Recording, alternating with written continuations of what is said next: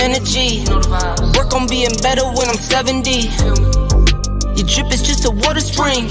You know I drip different, this is 7 seas. I deal with life different, make that lemon squeeze. Went off for my style and identity.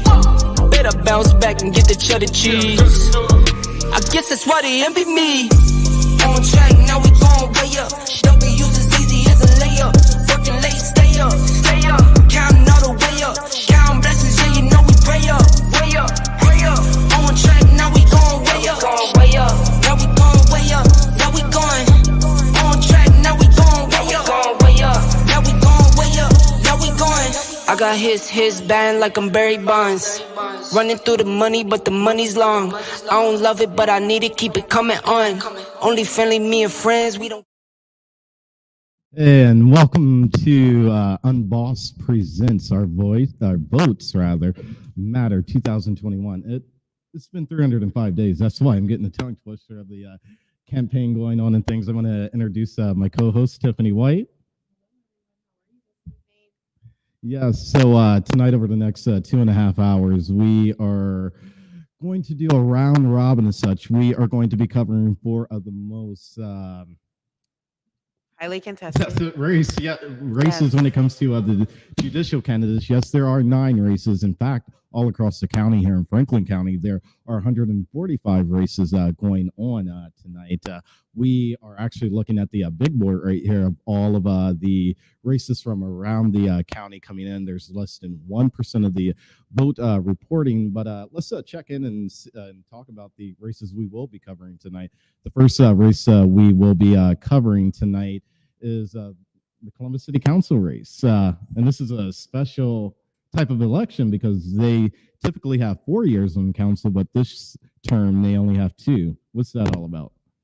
So we voted to add two additional council people, and that will occur in 2023.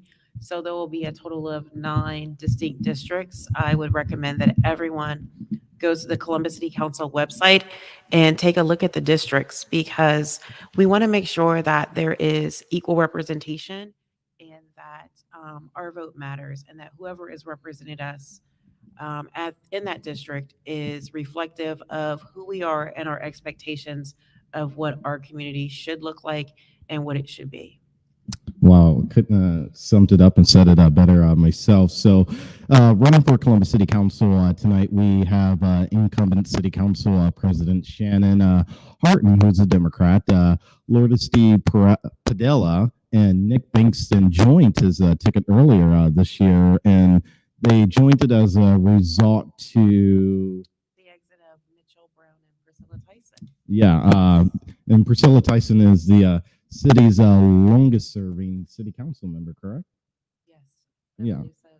Yeah. She 20 served. years for sure. Yeah, she Yes. served quite a bit of time on city council, and also tonight running is outsider and former investigative reporter and reporter of the Susie Report, Tom Susie. He's running as a Republican tonight, and running as a write-in candidate is Sheila Eubanks of the Marion Franklin Civic Association from the South Side.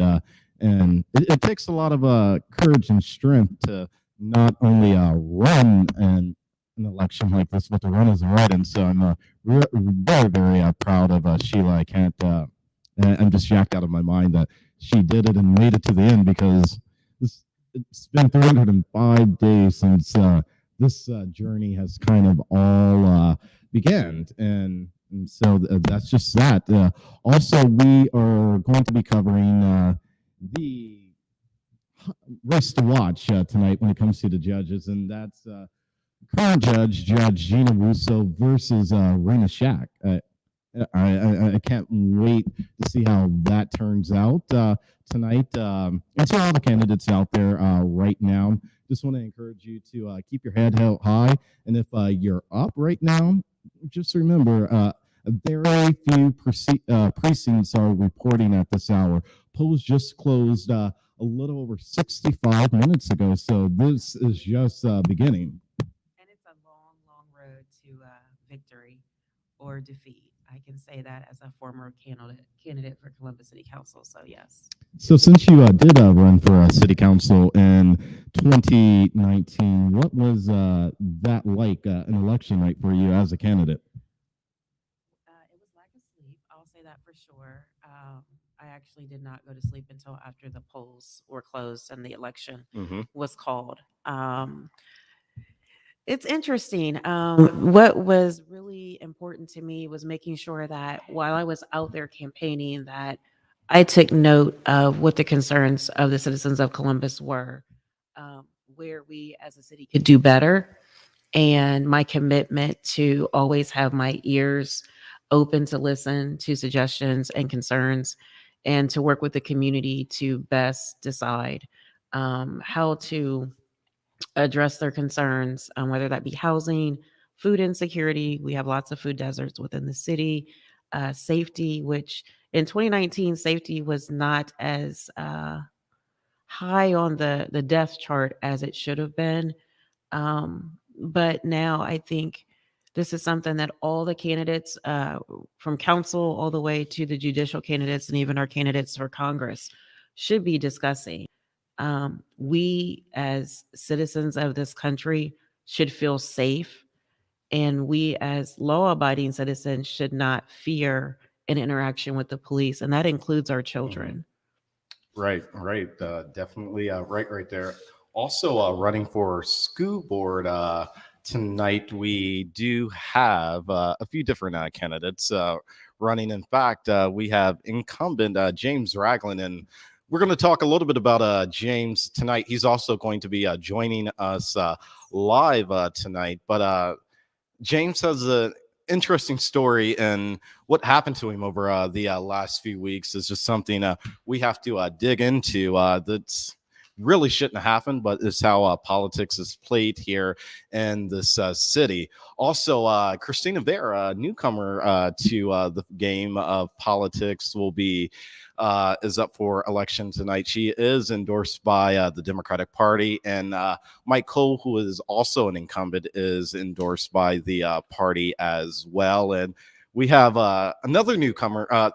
We have three actual newcomers for school board, and this is just phenomenal to see people who otherwise wouldn't be interested in running for an office or taking an office actually getting out there, meeting people, talking to people, and telling people what actually needs to change, and them actually getting in the game of and serious about changing it instead of just talking about changes that need to be made.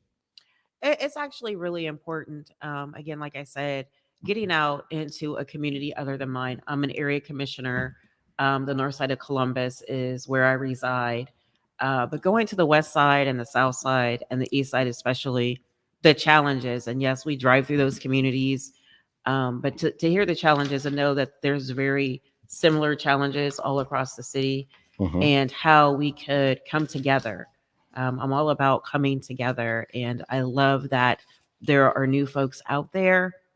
I want to make sure that everyone, no matter what side of the table you may be on in this victory, that you keep in mind that there is an accountability, and we have young folks out here that are doing the thing, and they are going to hold you accountable, even if the seniors who typically vote every election will vote off of party affiliation, slate cards. You go to my church, whatever the case may be. Our young folks are holding individuals accountable. So keep in mind, winners of this race, that not only I will be looking, but these young folks will be looking. And my job is to encourage and guide them in their advocacy for reforms and changes, and to make sure that we are actually governed the way we should be. All right. Yes, that's right. But here, before we go any further, we have candidates coming into the room right now, getting situated. At 8:45, we are going to speak with our first candidate running for environmental court judge, Judge Stephanie Mingo, and she is the incumbent to that seat. And followed by that, we'll speak with the Democratic candidate, actually, Scott Kirschman. That is all coming up in just a moment. But I would like to, we got to pay some bills and thank some sponsors really quickly, because without them, none of this would be possible. So we are going to take a really short break, and we'll be right back after this.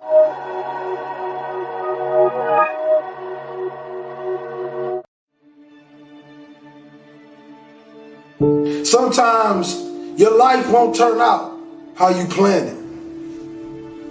It turns out how you work for it. How you wake up and you chase that dream every single morning. It's what you give your time and your energy to that takes you to the next level. And that's royalty.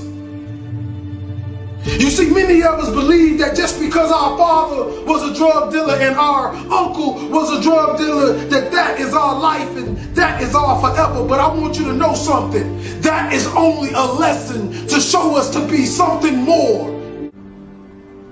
It's a mentality. Roses can grow in the projects if you take care of the soil.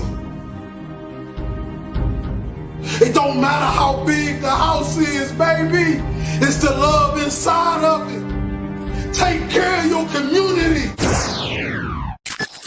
If you're tired of mainstream media outlets selecting news stories and events that don't appeal to Black America, then... And welcome back. Like I said, we have candidates coming in and out all night long. But I do, before we get to our first interview, there is a quick announcement that I really do need to make. And that's in regards to how we are going to be calling races on tonight. So there are 5 terms you are going to hear us utilize on tonight. The first thing and term we are going to use is a projected winner, and that term will be used when UnBossed and this election desk, when we have made a projection rather that a candidate will win a race, but the vote count is not complete. And this call will only be made after all the polls are closed, which they did close at 7:30. The second call we will be making is an apparent winner, and we will be doing that when we have tallied up enough votes to indicate that a candidate has won the race, but the results may well depend upon a potential recount or final official tally. The third call we will make is a winner, and that will be a candidate who has clearly won the race beyond the normal margin for a recount. But please note that a winner will not be used unless returns make the outcome a virtual certainty. The fourth call you'll hear us use on tonight is too early to call, meaning there is not enough data, meaning that there is not enough data to allow UnBossed to make a call. And the final call term we will be utilizing on tonight is too close to call. While there is data on the race, the numbers are just too close to allow either one of us or anybody on the team to make an official call. And right now, with just only 2% of the precincts reporting, out of the 145 races going on across the county, it is really too close. Well, not even too close to call, but too early to call any race. With the exception of the Columbus City Auditor's race, Megan Kilgroy, who is running unopposed, we can officially call that race that she will be the apparent winner. And so will City Attorney Zach Klein, who ran to retain his seat as the Columbus City Attorney. So really, those are the only 2 calls we can make because they aren't running against anybody at this hour. So stick with us tonight. Keep it locked here. We have one of a good friend to the network who ran a hard race about to come on air and join us now. And I couldn't be more happier that she's joining us, and that is Judge Stephanie Mingo. Wow. How are you, Judge Mingo?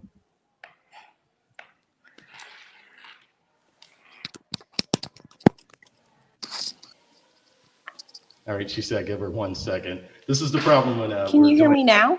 Yeah, we can hear you now. Awesome. Hello, Judge Mingo. How are you? I can't hear you. I'm sorry. Oh, she can't hear us. Oh, no. This is the problem when we're trying to coordinate and do all of these multiple interviews and do a show like this. We can hear you, but you can't hear us.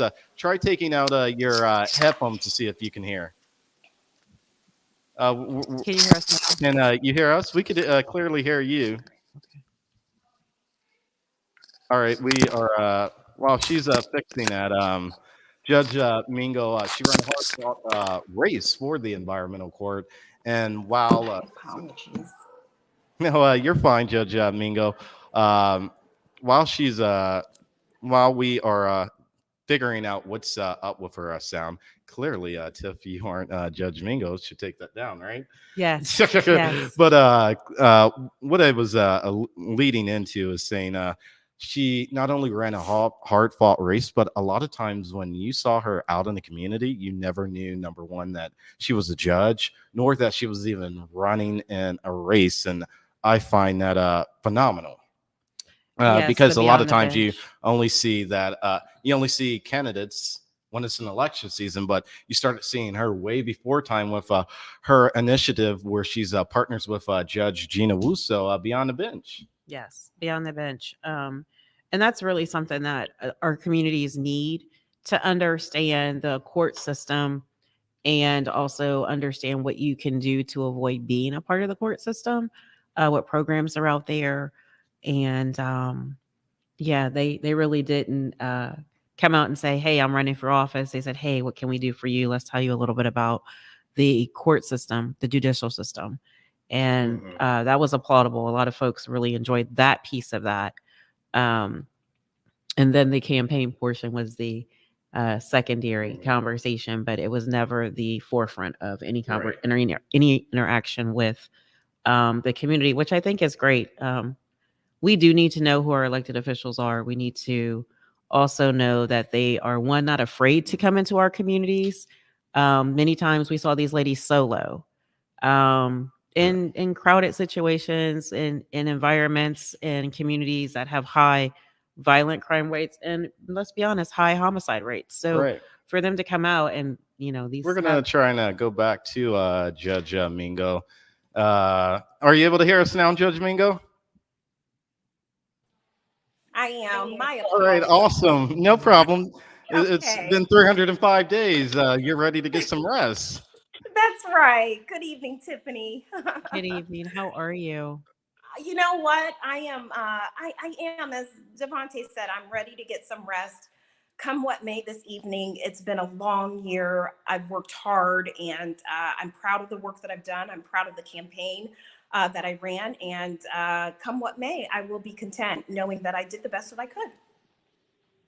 Yes, you did. And while you were trying to come back in, we were discussing your Beyond the Bench initiative and how appreciative that we were. And we've heard from literally hundreds and probably, I would venture to say, thousands of people that were so thankful that you and Judge Wusso, when you're out in the community, that we really, number one, we don't know your judges, and number two, we don't even know you're running for an election. You're just out there trying to serve your people better and to Right. get the proper services to them that they need. And we so much do appreciate that. Oh my Yeah. goodness. DaVante, thank you for saying that. Beyond the Bench really was born out of a love for community. I wanted to find a meaningful and a different way to engage with community as a judge. And Beyond the Bench was sort of my way of really showing Franklin County and so many of our communities that are underserved that I am a judge who cares. I am a judge who wants to be engaged. I want to be informed. I want to carry the burdens that they carry on a daily basis. So thank you for saying that. If I am successful tonight, my first priority will really to be to continue with Beyond the Bench and to ensure that I am continue to be engaged with community, certainly not around election time, but always. I think it's incumbent upon any judge to always stay engaged, always to be informed, and to be an active listener to the folks that we serve. Yes, and we do appreciate that. Any final words for the judge? I want to say thank you personally. You came out, you engaged my community, and it really did help. They have an understanding of the process, and also how they get in front of you, and understanding that process as well. And I want to thank you because I know that there are some folks that you have helped. So I will say thank you for that. And it's much appreciated in an underserved community. All across the city, there's underserved pockets of the community. Um, Right. and your compassion, as well as putting the law into effect, has been tremendous. So please, good luck, and I thank you. Yes, and Oh, everybody in the comments are saying the same thing, and they believe in oh, you, and you'll do well tonight. oh my goodness. Thank you so much, Tiffany. Those were beautiful comments, and I really do appreciate it. And I thank you both. You were all right alongside me as we sort of did the whole tour inner city Columbus, and doing all that we can to really reach out to folks and be available and to let them know the resources that are available, and really to just be active listeners in our community. You all were right there. So I thank you both as well. And I am hoping and praying that I will continue with Beyond the Bench if I am successful again this evening. So we'll see, and we'll watch very closely what happens here. Yes, we will be watching closely. Thank you for joining us tonight, and hopefully this doesn't turn into an election week, and this just remains election night Yes. here. Yes. Thank you for joining us, and Absolutely. let your brother and everybody know we all said hi here at UnBossed. Yes. Thank you. I absolutely will. I'm going to go back and join the watch party, and I will let the Mingo clan know that you all said hello. Thank you both so much. All right, thank you. Thank See you you. later. Have a great All right. evening. You too. Bye-bye. Bye. Bye. And so that's the first candidate. So we were supposed to be joined right now by candidate Scott Kirschman, who is the Democratic candidate for the Environmental Court, Judge Mingo's opponent, but he isn't here yet. He was scheduled to be on at 8:40. I'm sorry, not at 8:45, but at 8:50. So he still has time to come on and speak with us. And we did extend the invitation to all of the candidates that in which the races we are covering tonight, because you have a right to hear from them and see how they're feeling after this long fought race. And keep in mind, yes, I know I'm young. In the last 10 years, I can't remember seeing a local race this highly competitive. I know 19s was competitive, but I mean, they dumped a lot of money in the last 2 weeks to this election that, quite frankly, I'm like, wow. I agree. It's unfortunate that individuals who really, really, truly have the desire to serve can be outspent. You never want to say that an election has been bought, but sometimes you have to look at the dollars and cents, and it is what it is. And I would say good luck to all of the candidates, but know that we are watching. Know that we are watching. Yes, we are watching. So also coming up tonight, a little later in the show, we are going to break down this whole issue 7 debacle, whether you vote yes or whether you vote no for it, and how that's all shaping out. Actually, we don't even have that race up on the big board. I should probably pull it up. Yeah. I'm not even seeing it in here, actually.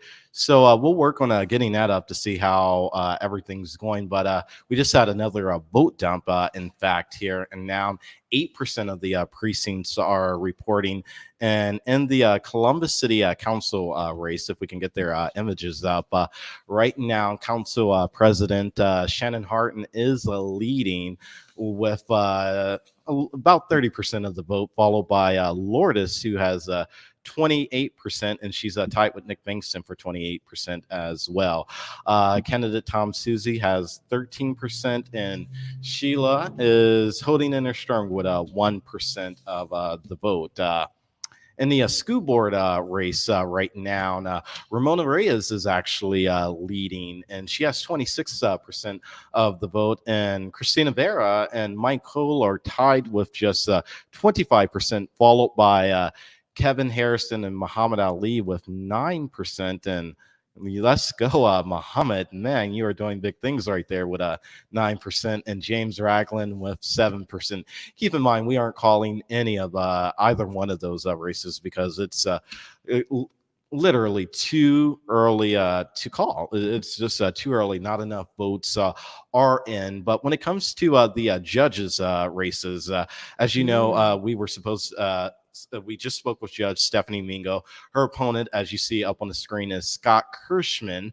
Right now, Scott Kirschman is leading with 56% of the vote, and Judge Mingo has 44% of the vote. Our next race that we are watching is Judge Gina Wuso. She has 45% of the vote, and Rena Shack has 55% of the vote. And what's up? we got literally so many races here. Laura Nesbitt and Mary Kay Finland, yes. Mary Kay Finland. Laura Nesbitt has 39% of the vote. Mary Kay has 61% of the vote. Now let's toss it over to the Mike and Mike race. The Mike and Mike show. Mike McAllister and Judge Michael King. Judge King has 35% of the vote, and Mike McAllister, his challenger, has 65% of the vote. So right now, Democrats are clearly doing well, but only these are literally early votes that were cast and provisional ballots that were cast. I'm sorry, not provisional ballots, but absentee ballots that were cast early, literally starting to roll in. We haven't even begun to get to today's votes rolling in yet. They are just now being tabulated and things of that nature. Another interesting race on the federal side. We didn't queue up a graphic for this, but Allison Russo appears to be at 60% over the Republican Mike Carey, which that's a very interesting race. Steve Stivers had that district for a very, very long time, and no one really was able to challenge him. So good job, Allison. Yes. Hopefully we see a victory in that district. Yes, hopefully we do. I do want to speak about something with everybody for the first time, and probably not for the first time ever. I wasn't allowed to vote. This is just mind-blowing, and I just fundamentally wasn't allowed to vote. I called the Board of Elections today, and I also reached out to Jeff Mackey's at the Board of Election, called his cell phone, and called his office and left a couple voicemails because I wasn't allowed to vote. And the reason why I wasn't allowed to vote is because most people during the pandemic, I don't pull out my driver's license all the time, and they expire. I didn't know that, but they expire. And so they told me I needed to provide a utility bill or another form of government ID. So I did provide all of that information to them. But what they told me was I needed to have that in print. And in my mind, this is equivalent to the in the 60s and the 50s when they had the poll tax and the literacy tax, because this is 2021. Who does anything with paper anymore? Keep in mind, we have paper right here with the whole run of show and who we were talking to and what time. But literally, who uses paper anymore? We have 5 different monitors around us, laptops, phones. So clearly we don't need the paper. It's just here for a backup, knock on wood, if God forbid something does go wrong with any of our electronics, that we have it. But that's just for the purposes of this show. And so I did pull up my bill electronically, and they said, no, we are not allowed to use this. So I'm just wondering, Tiffany, how many people got turned away because of this so new, what I'm calling voter disenfranchisement? Yeah. Probably quite a few millennials, to be honest with you, because I don't think they get anything by mail. So if their identification or whatever was expired, or say it was an out-of-state ID, but they live here in Columbus, they just have not renewed that license because their out-of-state ID is still good, which a lot of college students do just to save money, you know. They could have very well been turned away. And that is disheartening, especially if it's your first time voting in the city and you plan on staying in the city and you want to be engaged and you want to be an advocate or a proponent of something that's going on. Yeah, we probably need to take a look at that. But that's something that we need to look to our Secretary of State, our state legislators, and get some things changed, because times are changing. This is the 21st century, and everything is digital. Yeah, yes, it is. And I definitely did take that as a voter disenfranchisement. And I think I made the little old ladies a little upset and shocked, scared them a little, because I roll in there at 10:15 ready to vote. And I'm like, look, you got to prove to me, show me where this is on paper, because you don't have anything posted saying it needs to be printed. So the first thing they pulled out in the booklet didn't say that it needed to, they were like, here, this is what you need. I said, well, it doesn't say printed. It just says I need to provide you. She's like, we covered this in the training, sir. We covered this in the training, sir. I'm like, look, wow, you covered that in the training. You need to provide something in writing to me. And while you are looking for that thing in writing in your mysterious book that you just pulled out, I'm on the phone with Jeff Mackey trying to call him. When he listens to the voicemails, Jeff, this is a very serious issue that I don't plan on letting go, not just because it's me, but because this is the new voter disenfranchisement, the new voter poll tax. And if we don't get in front of it now, this will not be good. We have some big elections coming up in 22, as well as the new council districts in 20. Actually, every city office except for auditor and that'll be up for re-election. So that'll be up for re-election in 23. Every city office. Well, first time in the history, not only of the city, but probably of a city this side in the country. Am I right about that, Joe and Edie? For the first time in the history of the country, of a city this side, every city office being up for election, from the mayor on down to council, city auditor, attorney. I've never seen anything like that. Yeah, that's happening in 23 for the first time ever. And 23, if you think this is a race to watch right now tonight in 2021, just wait until we rejoin you. Who knows where everybody in the studio tonight, on camera and off camera, will be. Some of us may be on ballot. Some of us may not be on the ballot. Who knows what the surprises may bring. But next year's race is just as important because we are voting on state reps as well. State representatives as well as our Congress folks. Yes, Congress people, and the state senator for Rob Portman is up. He decided to retire, and Morgan Harper and is running for the Democratic ticket along with Tim Ryan. I'm unsure who's running for the Republican ticket right now. I think that's up in the air right now. Yes, it is. I'm sorry, I took a pause like that. We just seen another big dump come in. 15% of the precincts are reporting now. And with that, we are going to take a quick pause, and then we'll come back and continue the coverage for the night. You're watching an UnBossed special presentation. UnBossed presents Our Votes Matter 2021. We'll be right back.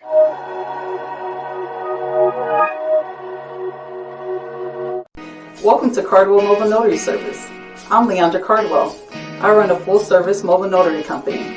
We specialize in apostille, loan closings, structured settlements, and more.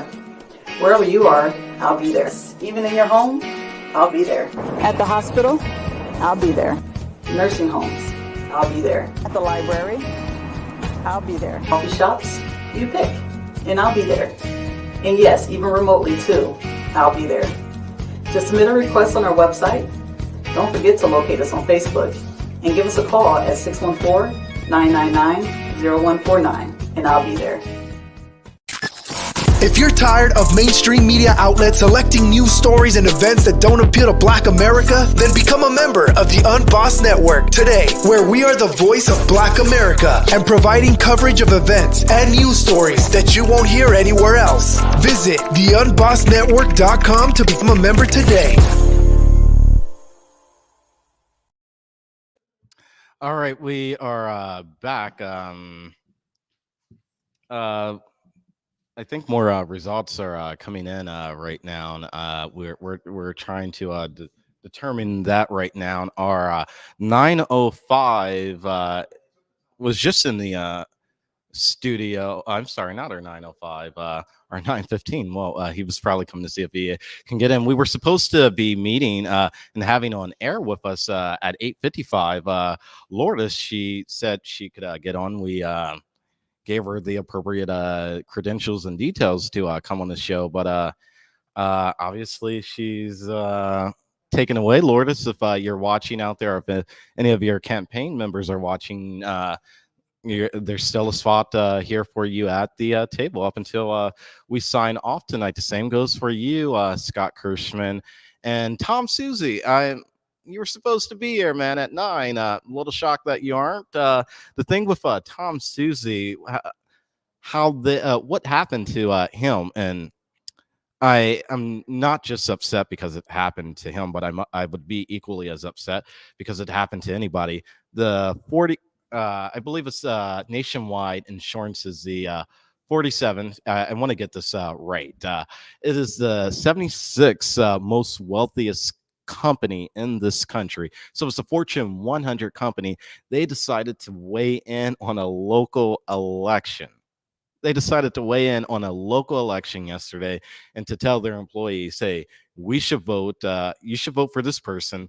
And the way the language reads right here is they call it a nationwide civic action program.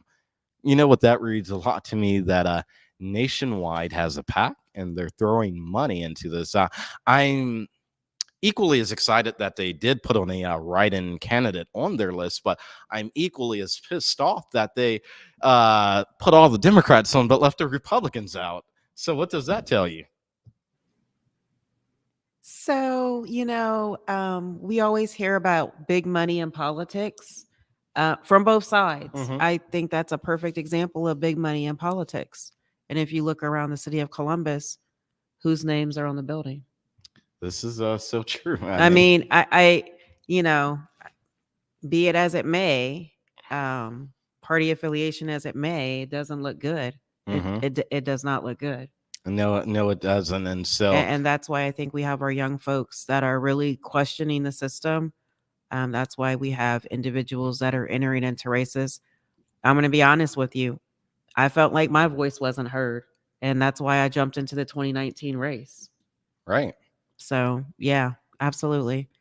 So what I want to do right now is let's since he's here and in studio, let's bring and he's gone as soon as we were about Who to cut is to him, James Ragland, school board member James Ragland for Columbus City Schools. He'll probably cue back in just a moment. Yeah, just back in here. But Let's give him a couple more moments because we have some results that'll be coming in, but we're still at 15% precinct reporting. We need to be clear. Some of these individuals no one has ever heard of, and to not come on a platform of any sort to let your constituents potentially know who you are and what you mean to them. I've heard by watching candidate forums that you're wanting to represent your people. Your people don't look like my people. So what about us? yeah. So I want to know where you're at with safety, where you're at with economic development. I want to know what type of judge you're going to be as opposed to the incumbent. What Mhm. makes you different? What sets you apart? I'm sad to see that Mr. Ragland is trailing right now. He's done a lot for this city, for this county, and for this school board. We need to educate ourselves. And I'm saying this to anyone who does not do the research, reach out and try to find out who these candidates are, Mhm. and even reach out to their campaigns, whether that be a phone call, email, text, DM, whatever it is, Yes. to get your questions answered. Mhm. Because I had plenty of people who had lots to say, a lot of Trump 2020, but that's fine. I engage everyone because as a council member Mhm. or a potential council member, I represent the entire city, political affiliation aside. Mhm. And I'm glad you brought that up. That'll be a conversation for a few minutes from now on this whole districts thing and what it means and how it really isn't districts because you're still running. That's just a whole debacle there and how they're doing it. And these maps, who do they have drawing these maps? But let's not get into Let's not get in the weeds on that one. That's another show. That's another show. Right. But actually, it should come in a couple of weeks because they're going to vote on it before December 31st. Yes, they are. But with that being said, I do think we are ready to make another calling here in the race we are not watching closely, but that we are covering here on tonight. The reason why we are ready to make this call is because these two candidates are running unopposed. Right now, we are ready to make the call for Democrat Mark Hummer, who is running for a judge right now, and he's running unopposed. And we are declaring him right now the apparent winner. Actually, we're going to declare him the apparent winner, and then Eileen Paley, what to say about Miss Judge Paley? We are also declaring her as the apparent winner because nobody is running against her. She's running unopposed, and with this election cycle, I think it is critical and very important for everybody to realize that literally 2/3 of our court system is up for election on tonight. And that is very, very important to realize. And I'm just so upset that a lot more people weren't talking about it. And then another reason why that I'll never understand, and a reason why I'm a little bit perplexed here on tonight is because, check this out. We just came out of a big election, and then I'm looking at the numbers right now. I clearly I know only 15% of the vote is in, but I'm only seeing about a total of 40,000 votes maybe in any given race. So 40,000 people roughly. 40 to 60,000 people in a city that, as Mayor Andy Ginther, I'll be polite tonight, as Mayor Andy Ginther likes to tout, is nearing 1 million people. Yes, we are nearing 1 million people. And less than 1% is looking like has come out to vote. The early voting location was empty until Sunday when the very last day or not the very last day, one of the second to last day of early voting when they did the polls. Yes. So, and that's always going to be a busy Sunday. It's just something that's traditional in the African American community to get the faith leaders to get their congregations to the polls, because at that once upon a time that was the safest way to go. Right, was in numbers. So that's always there's a lot of folks there on that day. It is disappointing. I think between the pandemic, unemployment benefits being cut, food stamps going up or down, it just depends. Kids being in and out of school, there's a lot of different things, and that's why I think that it's important that whoever these individuals are for school board, whether they're victors or unfortunately not the winner, that we stay engaged with them, because we need to, as the largest district everyone wants to applaud, we are not doing a very good job when it comes to our kids. Personally, right. I've had to do the quarantine because of the contact tracing and things like that, and kids testing positive that haven't been anywhere but school. So we need to do better. We need to have these conversations with parents. I'm on the facilities master plan. Folks, you need to get engaged. There's going to be something on the ballot next year. If you're asleep, you won't know. And you'll know when you open your property tax bill. Right. You're exactly right there. This is why Black media matters. This is why not just Black media matters, but independent and real local media matters. You won't see any coverage like this tonight on 4, 6, or 10, or on a Dispatch, or on 610 WTVN, any of that, or 98.9 The Talk.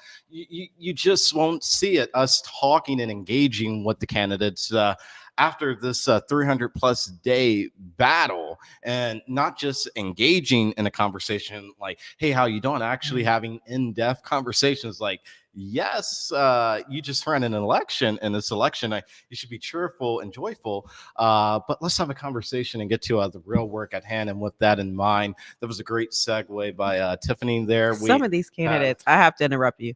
Some of these candidates I've only seen one time. And that was coming up to have a conversation with me and not having a conversation with the community. Right. I take issue with that. Yeah, again, well, this candidate, we've seen him more than one time. How are you doing, Brother Ragland?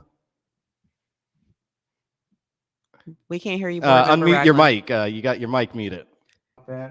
Sorry, there you go. Now we can hear you. Good evening, Tiffany. Good evening, Mr. Goins. How are you both? We're great, Board Member Ragland. How are you? Good. I'm doing well. Thank you for having me tonight. Not a problem. Why don't you tell us what the last 300 and so, well, actually, the last 90 days have been like for you? I know how I felt. Yeah, right. And I know that you've always been someone that I personally have been able to reach out to get things done, and I want to thank you ahead of time before you answer. Um, but how have the last 90 days been for you? Brutal. I mean, it's just been a constant grind trying to get a message out to as many people as possible. And then, obviously opening up school and making sure that we're working through a lot of the challenges that exist within our district. We're a very special place, Columbus City Schools, and we have some true challenges that some that we were prepared for, some that we weren't necessarily prepared for.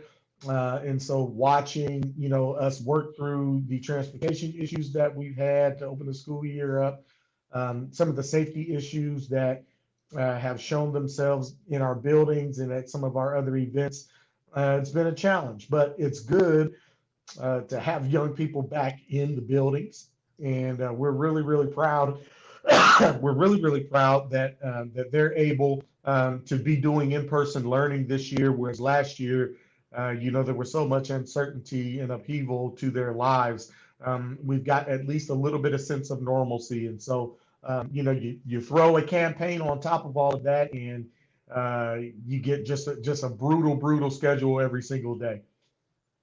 Yes, you do. Yes, you do. And in fact, if you don't mind letting me indulge there and letting me push for just a moment, you didn't get endorsed by the party this year because you chose to do what was right by our kids, and that was to take a call with the former Secretary of Education, Betsy DeVos. And if you didn't take that call, or if no one took the call from the district, we would have lost out on millions of dollars.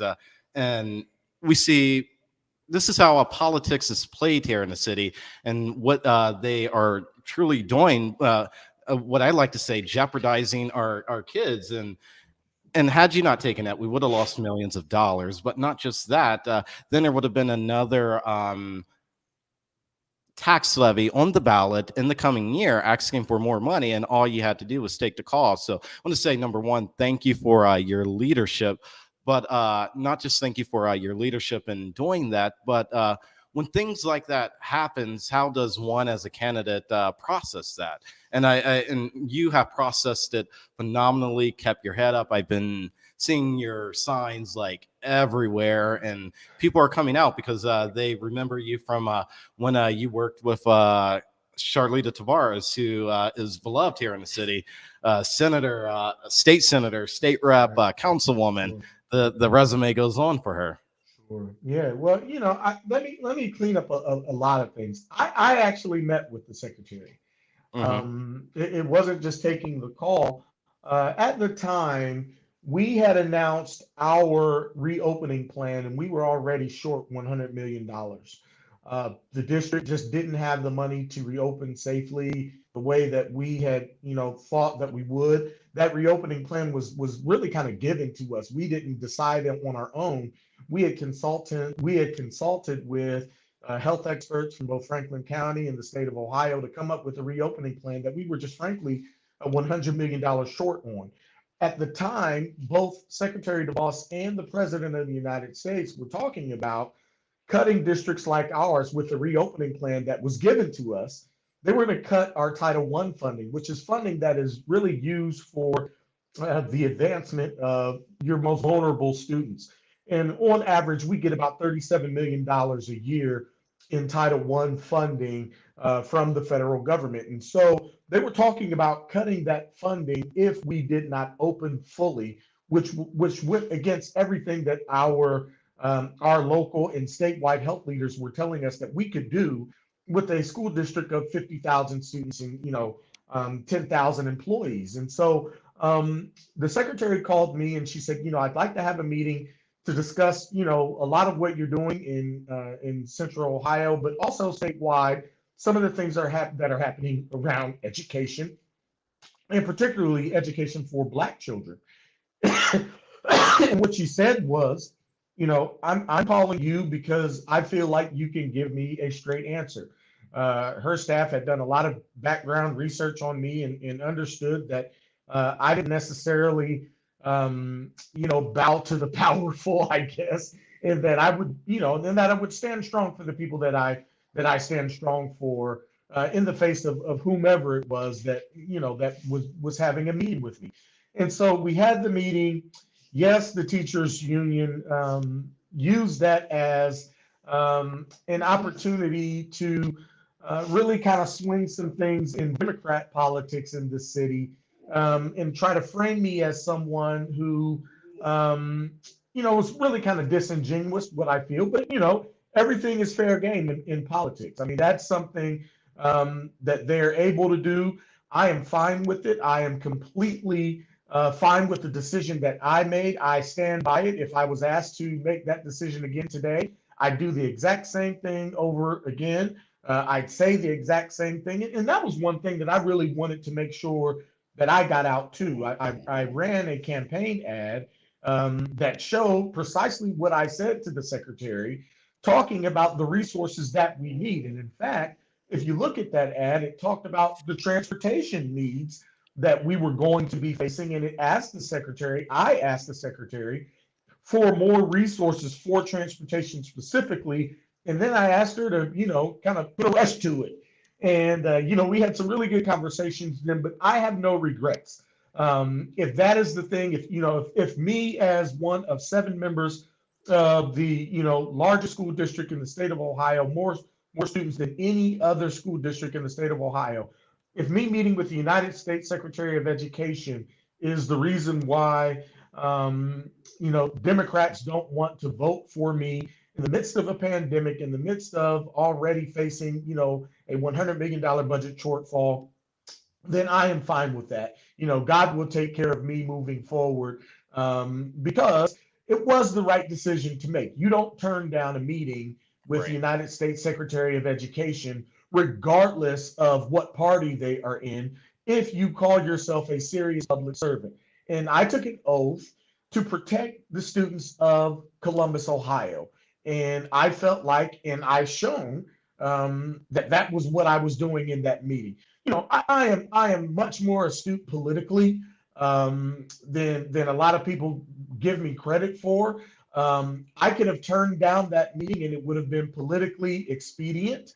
And, for me, that would have probably rendered me more of a darling, or I could have even in that instance. Or the opposite, because you just took money away from our students. Well, but here's the thing, though. To those people who really think along political lines, that's the right thing to do.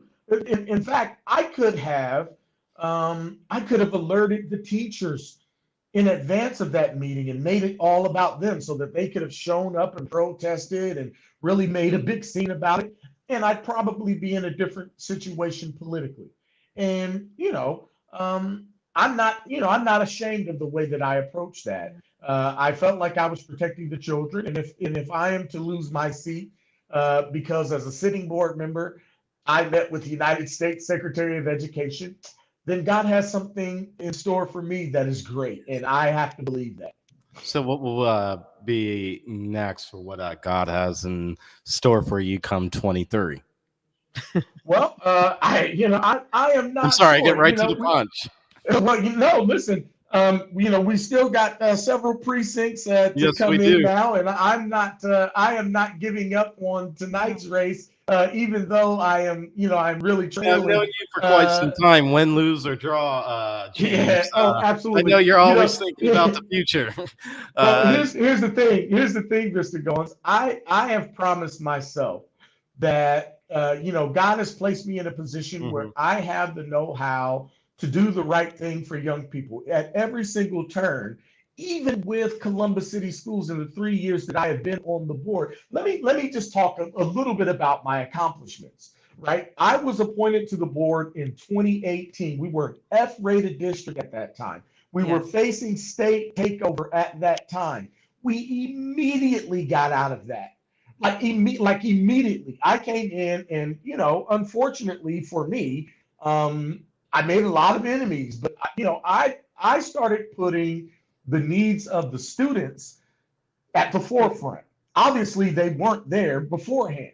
And so I started putting the needs of the students at the forefront. We ended up getting out of that, thanks to God, to Dr. Talisa Dixon and the rest of those board members who were just completely committed to making sure that this district was not taken over by the state of Ohio. We moved out of that. Now, mind you, this district has faced quite a few challenges over the last 10, 15 years.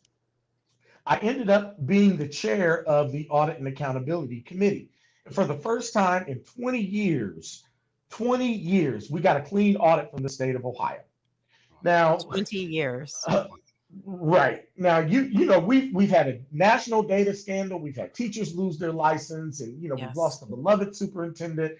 Her deputy was arrested and put in jail. I mean, all of those things. And the same snowball. The same state audit office that rendered all of that to the district gave us a clean audit for the first time in 20 years under my leadership. I know full well that God has put me in a position to know what is right for young people, whether I win an election or not.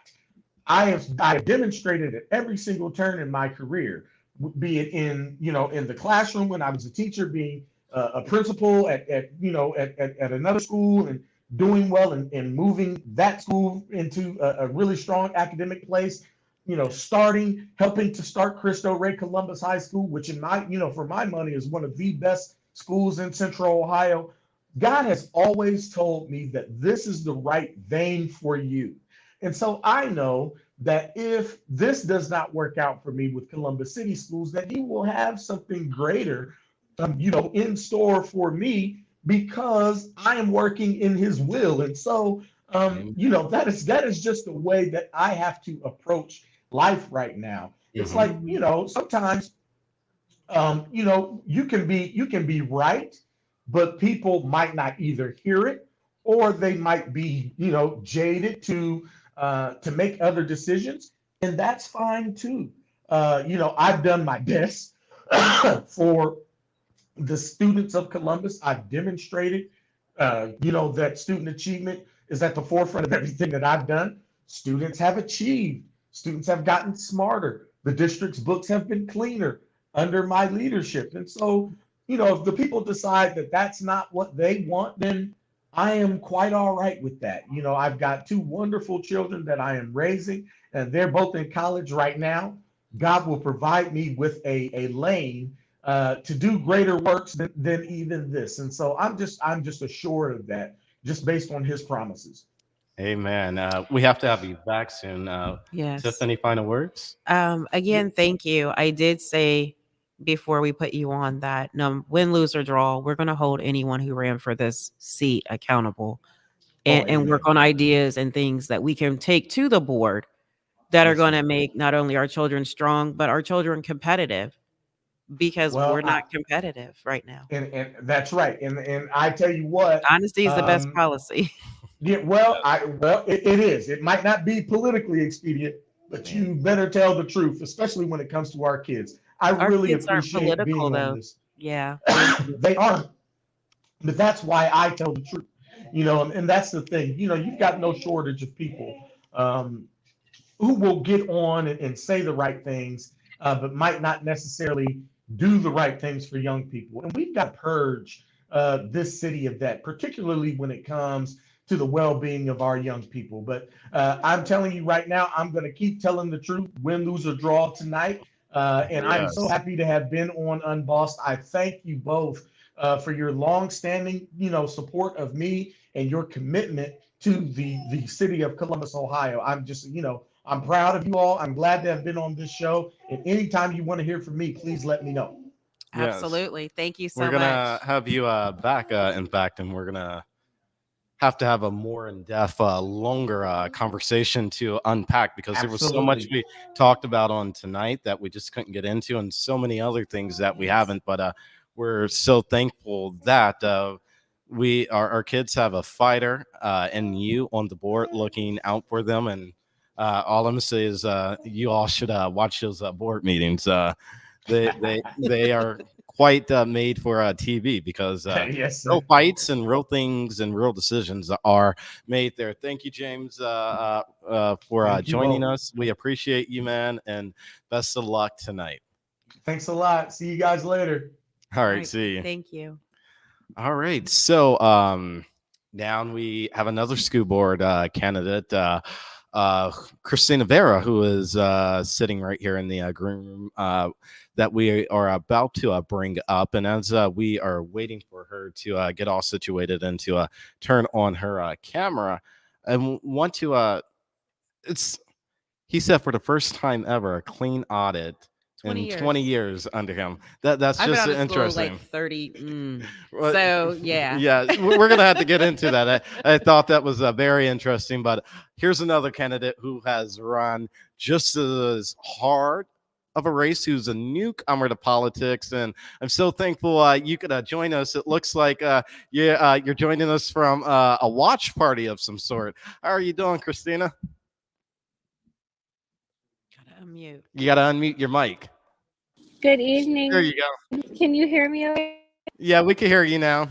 Okay, wonderful. Thank you so much for having me on. I didn't want to miss, and so I wanted to make sure that I was able to log in no matter where I was at, because you have been phenomenal through this whole process. I'm such a huge fan of your network, and I just appreciate the opportunity to talk to you first. Yes, and we appreciate that. 305 days. Tell everybody why you decided to run for school board. That's part of your story that you've been out there telling. But for people who haven't had the opportunity to hear it, tell us tonight right here why you decided to run. Absolutely. And so, for me, I grew up here in Columbus, Ohio, and I went to all Columbus City schools. And, growing up here, I seen a lot of the same issues that our students are still presently dealing with here in 2021. And so, as a mother of kids who are in our district, I kept asking myself, why are we not progressing as a district? And, I often was that parent sending emails and going to board meetings, trying to help the best that I could just as a community member. And I just got so frustrated to a point where I feel like our kids deserve more. Our kids deserve buildings that have adequate heating and cooling. They deserve progressive curriculums like home economics and financial literacy. And so, even as just as a mom, just having to go back and find additional resources so that my kids could have these progressive opportunities, it didn't make sense to me, to be honest with you, living in a great city like Columbus, where we are one of the largest urban school districts in the entire state, and yet our schools were not performing on that level and have never performed generationally. Right. So, right. Any questions or comments for? Well, it was nice to hear the reason why you ran for school board. I have not had the pleasure of meeting you. So that's unfortunate, but I'm sure that we will have conversations should you be the victor. And even if you're not, as a parent, as someone who actually went through the school system to get information, like I said at the top of the show, I am on the school board's facility master's plan. So from a student's perspective, and you're looking years forward, and your kids are actually in the same, if not worse conditions as you were. So, we need to work together. Absolutely. And I can't wait to meet you, because I would love to hear your perspective on what else we could be doing, because facilities is a big issue. It messes with our, teacher recruitment. Our students are not able to learn. They're not able to focus when they're in hot buildings. I had walked into orientation for my middle schooler, and the heat index in that building, it was unbearable, on top of having to wear masks and things of that nature. And we just have to do better. I think it's really about leadership that just wants to go the extra mile. I don't have a desire for any other political gain. And I think as a mom and just a community servant, I've sat back and watched this for years, where people use our school district as an entry point to politics. And they get in there, they serve a couple terms, and they constantly are trying to run for different positions when we haven't carried out what we really needed to here with the Columbus City School District. And so for me, I just want to do my part. I want to serve our community, and I want to bring the resources to make Columbus City School a thriving district. And I believe we can get there with the right leadership. Well, thank you so much. I do appreciate that. And if you don't know me by now, you will get to know me. A lot of folks on the board are very familiar with me, and I have no problem letting you know what I think.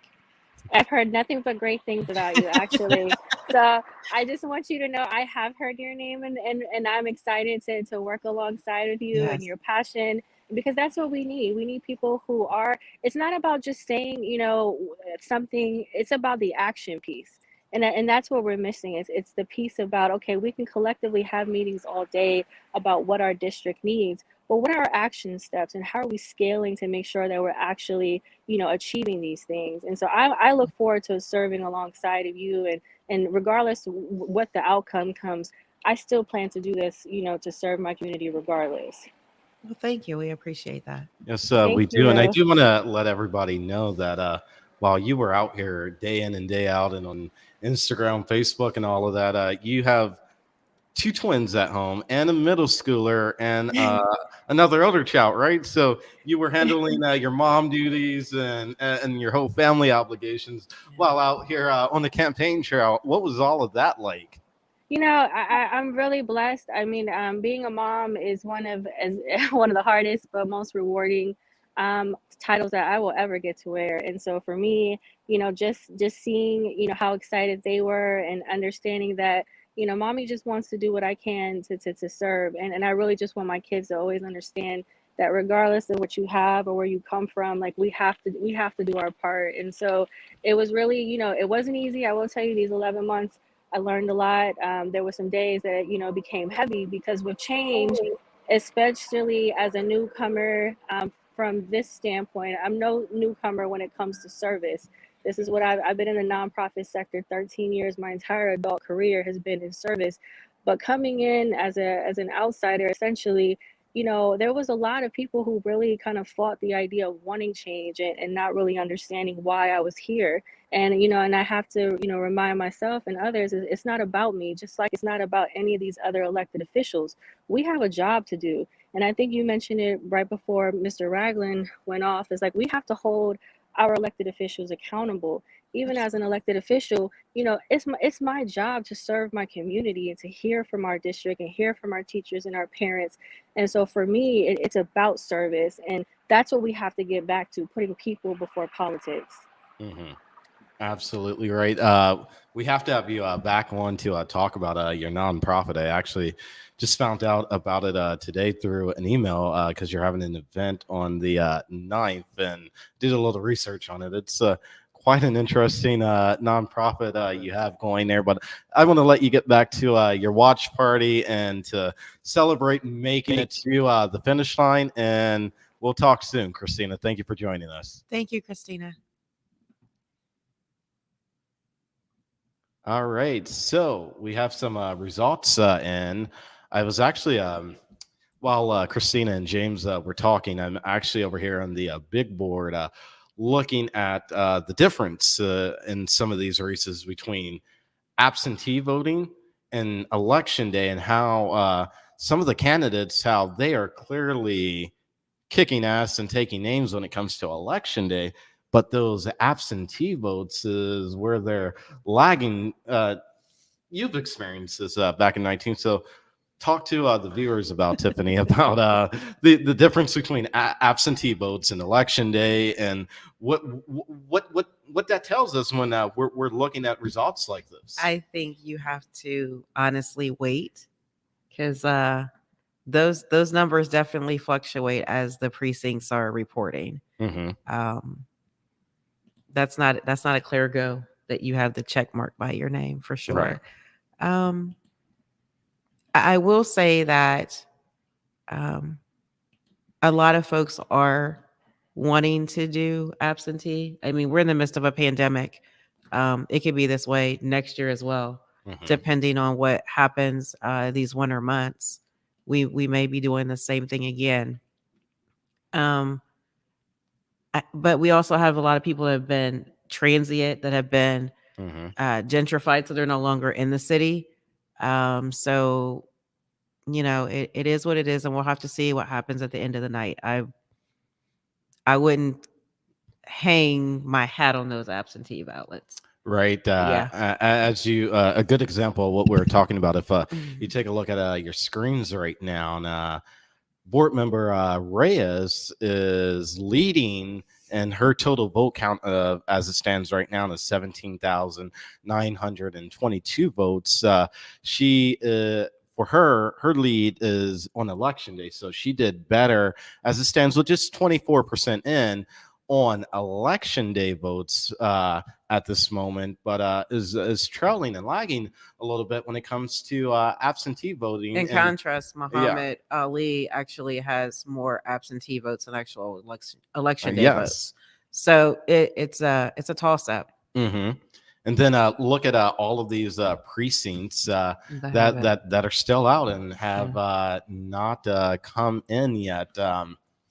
So let's go back to all the races here so we can recap. But before we recap everything, I do. Can we look at the federal race? Yeah, let's take a look at the federal race, and then I do want to delve into what school board member Ragland was speaking about. We see 24,008 votes. I think that's an interesting number, and is the total. But look at that. Look at this. I never thought in the Kerry has almost the same amount of election day votes as he does absentee. Yeah, but in my lifetime, I never thought the 15th congressional district would be won by a Democrat. Well, again, just looking at the city of Columbus, how it's changing, the gentrification is moving folks out of the city and into smaller areas where the base is changing. I think 23 shall be interesting. I would say that. Yes, it is. So we are going to take a quick 5-minute break here. Reset. I want to get Joe set up and in here. Yeah. And in here and allow. Okay. She hasn't joined us. Like, there's a few candidates. So right now the council candidate Lourdes, she did send me a text saying she's having technical difficulties getting in, and so she's going to, her and her team continue to try. And we did hear from Judge Mike King, and he is going to do his best to get on tonight. Right now, and a lot of the candidates, they sit and watch parties. A watch party is all your friends and family and all those that supported you, watching these results come in as slowly as they do, but as they come in. And so it's sometimes hard to pull away because everyone wants to have a piece of you and have a conversation with you, especially in the early indications if you're leading.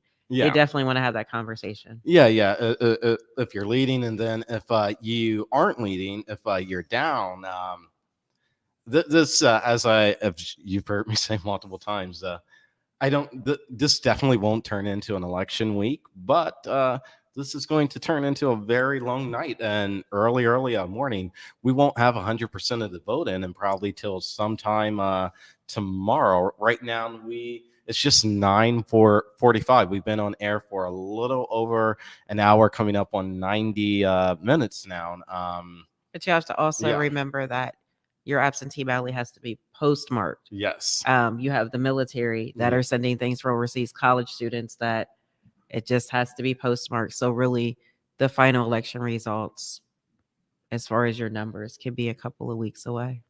Right. You're exactly right. So we are going to reset here, take a short 5-minute break, get Joe Motil in so he can join the coverage with us the second half.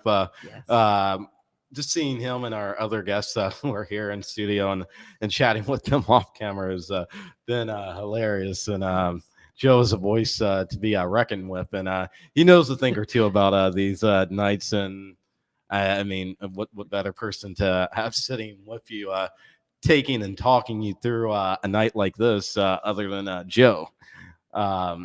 Whether Republican or Democrat, I mean, Joe's gone up against them all, and and done some pretty incredible things. But trying to get him to potentially run for mayor, but let's not tell him that next year in 23. We'll work on that, and I'm sure some other people help me work on it as well. But we'll be right back.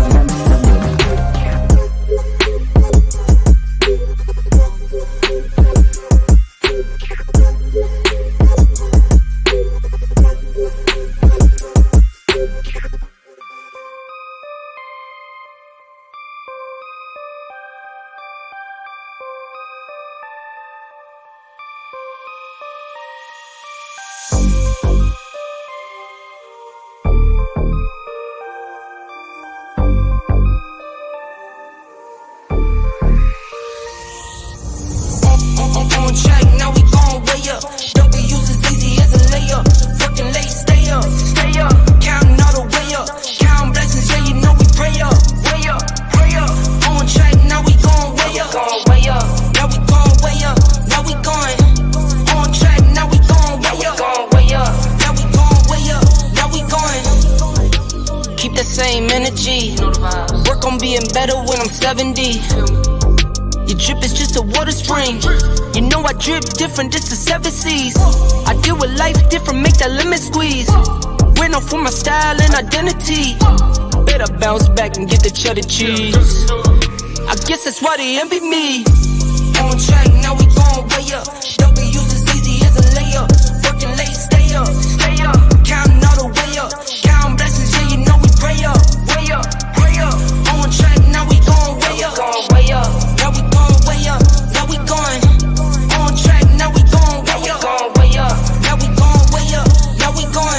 got his band like I'm Barry Bonds. Running through the money, but the money's long. I don't love it, but I need it, keep it coming on. Only friendly, me and friends, we don't. All right, we are back, everybody, and wow, yes, results are in, but we aren't trying to cut to those results yet. We got Joe Motil joining us right now, the man, the myth, the legend. Joe, how you doing tonight, man? Good. It's been a good day. I actually got out to the polls went to vote, and then went to Whetstone Rec Center, which is one of the more heavily voted precincts in the city. So just went down there to see candidates who was out and about, handing out literature and just to talk to people and so forth. So yeah, I had to get out a little bit. It was just customary almost. Right. Yes. This is what, the first cycle you haven't run for office, or no? No. It was Tiffany and I ran in 2019, and I think prior to that, I was a write-in in 2015. Because nobody was running against Shannon Hart. Well, yeah, there wasn't anybody. The Republican candidate, I forget her name offhand, but they did have somebody, but she didn't campaign. Her name was on the ballot, and that was it. And she did nothing. I called her the ghost candidate. And it was like, so I tried to convince the Dispatch and others to cover my write-in race, because I said, he's running unopposed. I said, I'm the only candidate that's really running against him. And so trying to get some coverage. But of course, in this town, trying to get coverage from the local media, especially the established media, I should say, is about impossible. Right. You're right about that. Not even going to go there tonight. I'm going to try and behave a little bit. Nah, we can't behave. I'm going to try and behave. It's election night. I'm trying to behave tonight. Joe trying to get me in trouble already.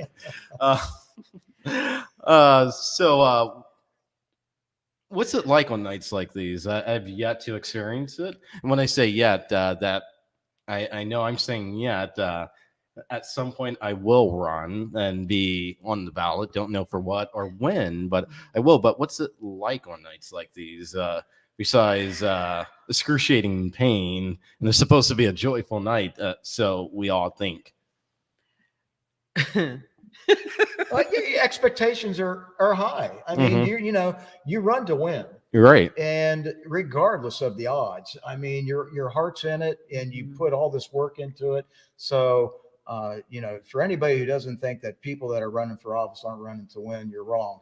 And you do run also. It's for a cause. I mean, you run on principle, what you believe in, and you're also, you're a voice for the other people out there that don't have a voice, and you're representing those voters out there. And that's the other reason why you're running for office.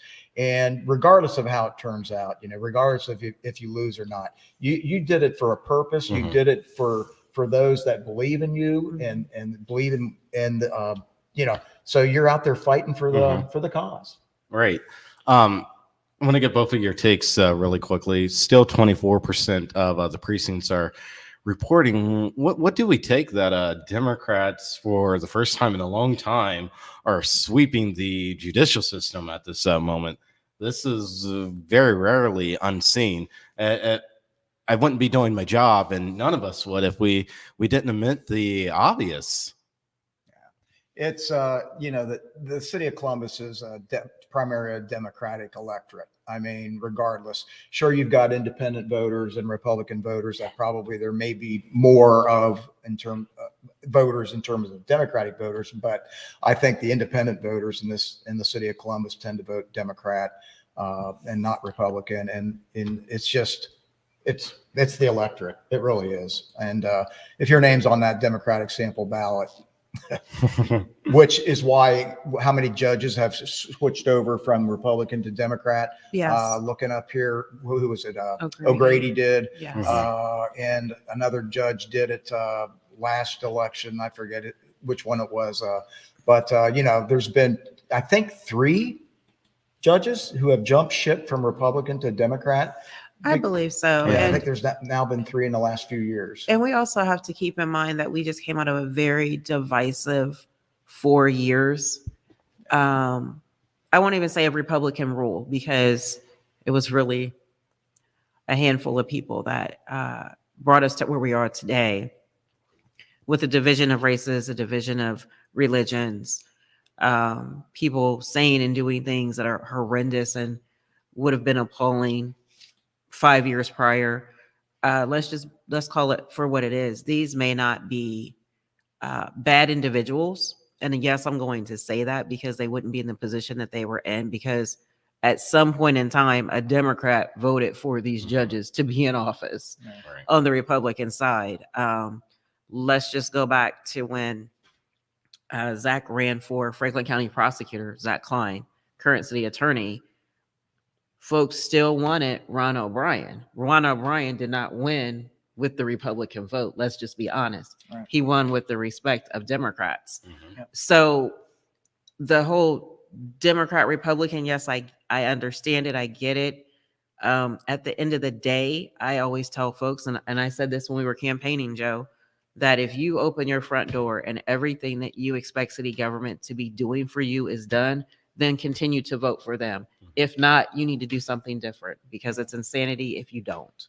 Yep. So, yes, we're a Democratic city, but I will say our millennials are definitely taking charge, holding account, checking the box that if this isn't being done, someone's going to run against you. We're going to have our friends register and vote against you. The people's voices will be heard. I think that in 22 and 23, we're going to see some changes, whether that be keeping the old guard, so to speak, or if we're looking for new leadership. Yeah. Well, let's hope. I mean, we all know we need it badly, and because the machine has been running this town for way too long, and it has to change. And and whether or not the district, the redistricting is going to have an impact on it, who knows? I mean, I personally have told people, you're going to have 9 districts. The Franklin County Democratic Party is going to have a sample ballot with 9 candidates' names on it on that election day. They're going to endorse. I wouldn't be surprised if all 7 city council incumbents will live in different districts. So you're going to have 7 incumbents, that from 2022 living in 7 different districts. I mean, this is what I think is going to happen anyways. It's already happened. It's already happening. So you're going to have 2 open seats basically out of the 9, and the party will endorse, and their name's going to be on that sample ballot. That's been to an advantage of everybody that's on it right on today. I really believe that it's incumbent upon us to educate, whether I'm on the ballot or not. When folks ask me who should they vote for, I run down resumes if I know who the individuals are. Now, some of these folks, again, like Christina Vera, I've never met her. She's never come to any civic events that I've gone to, and I go kind of all around the city, nor has she appeared in front of me at any point in time. So I can't tell you who Christina Vera is. I know she's on the slate card, but I don't know who she is as an individual for me to say, Tiffany White is putting her seal of approval on this person, and that's definitely who you need to vote for. And you know that folks will ask you, well, who's this, Joe? I've never heard that person before. Right. Just like they do for me with me. So it's educating them and then having them look at records. Those who have a record, definitely look at their record. Everyone has social media now. DM them, email them, contact their campaigns. No response tells you they're not interested in what you have to say or what your thoughts or feelings are about what they should be doing and the direction that the city, the county, the school board should be going.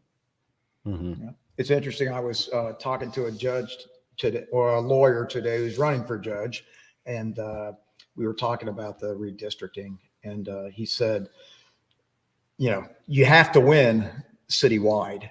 You do. And even if if you win your district and you lose citywide, you lose the seat, he said there's going to be lawsuit. Oh yeah. And so it's like, hopefully there will be, and there should be. That's why 23 is going to be election there month. will be. Yeah, because it's the most ridiculous thing in the world, and everybody knows it. Well, even looking at the state maps and now the congressional maps and things like that, when are we as citizens going to stand up and say enough is enough? Yeah. A line shouldn't be squiggly. A line has always been straight. We were taught that in kindergarten. So let's be fair. And I know that Clintonville, you live in Clintonville, it was divided the first map 4 different ways, then it was no ways, and now it's some other ways. Right. Well, let's not leave out Linden either. Linden went the same way, just as Clintonville, who's Linden's neighbor. Next door neighbor. So community input is vital. They're still taking it for these maps. If you don't know who the folks are on the other side of town, why are they connected to you as your district? Right. And those are questions that need to be brought up, to be had, and hopefully the same folks that have the vigor about the state maps being drawn have that same vigor about these local maps being drawn. All right. Yep. So let's jump into the issue 7 thing. I'm curious to what your take is on it. I've yet to pull it up over here because where's the vote on it? Yeah. Let's pull it up on the big board. I've yet to pull it up because literally I can't find it among all these 145 races. And you think it would be? It should be at the top. Somewhere different. No, the top is the federal election. So for all of you wondering, put on the screen, we are getting the results just as all the candidates are, and that is from basically the Franklin County Board of Elections website, where they have votes tallies coming in by the minute from races all over the county. And this is a city council here. These are the Board of Election races charter amendment. So I'm guessing I would clean energy. All right, number 7. There it goes. It's taken me all night to find that. So the charter amendment right now, and overwhelmingly, is doing no. And here's my whole lot. What is, I know is the campaign says it's going to take $87 million from city resources, but it also is saying that it's going to give money to minority businesses who would otherwise be shut out of the clean energy. Look at this map. Realm. I've never seen a map that here in the Buckeye City. Unless it's an Ohio State game, that's just bloodshot red. It's scarlet. Yeah, I've yet to see anything like that. It's like issue 1 sweep. Issue 1 was like that. Yeah. This is interesting. And for a moment, had I had the opportunity to vote today, I was going to vote no after looking, not after looking into it, but after seeing the interview from Colleen Marshall, where she pushed the people, like really did some old school journalism. And I sent her a text. I'm like, Colleen, you're back. I love it, Colleen. Because I mean, she kept going in, pushing and leaning. I'm like, yes, like what is it? Why are you being so secretive and things like that? Because on the surface, when you read the actual language, and if you read the actual language tonight and earlier today when you went to vote, you should vote for this. But then when you start asking questions and before I even looked into this, I honestly, I know I shouldn't say this, everybody. We're gonna make the screen full screen on us again. I was going to vote no, just to spite Andy and everybody else. No. I'm sorry, not no, vote yes, just to spite Andy and everybody else, just like all of y'all. I'm just keeping it 100 with you. I'm just honest enough to tell y'all, because he's telling me to vote no and spending all this money and all of this other stuff and raise millions in a PAC. I'm curious to see what he does with all that leftover money in that PAC that he led, but that's neither here nor there. And he's the mayor. He shouldn't be kind of leading the PAC.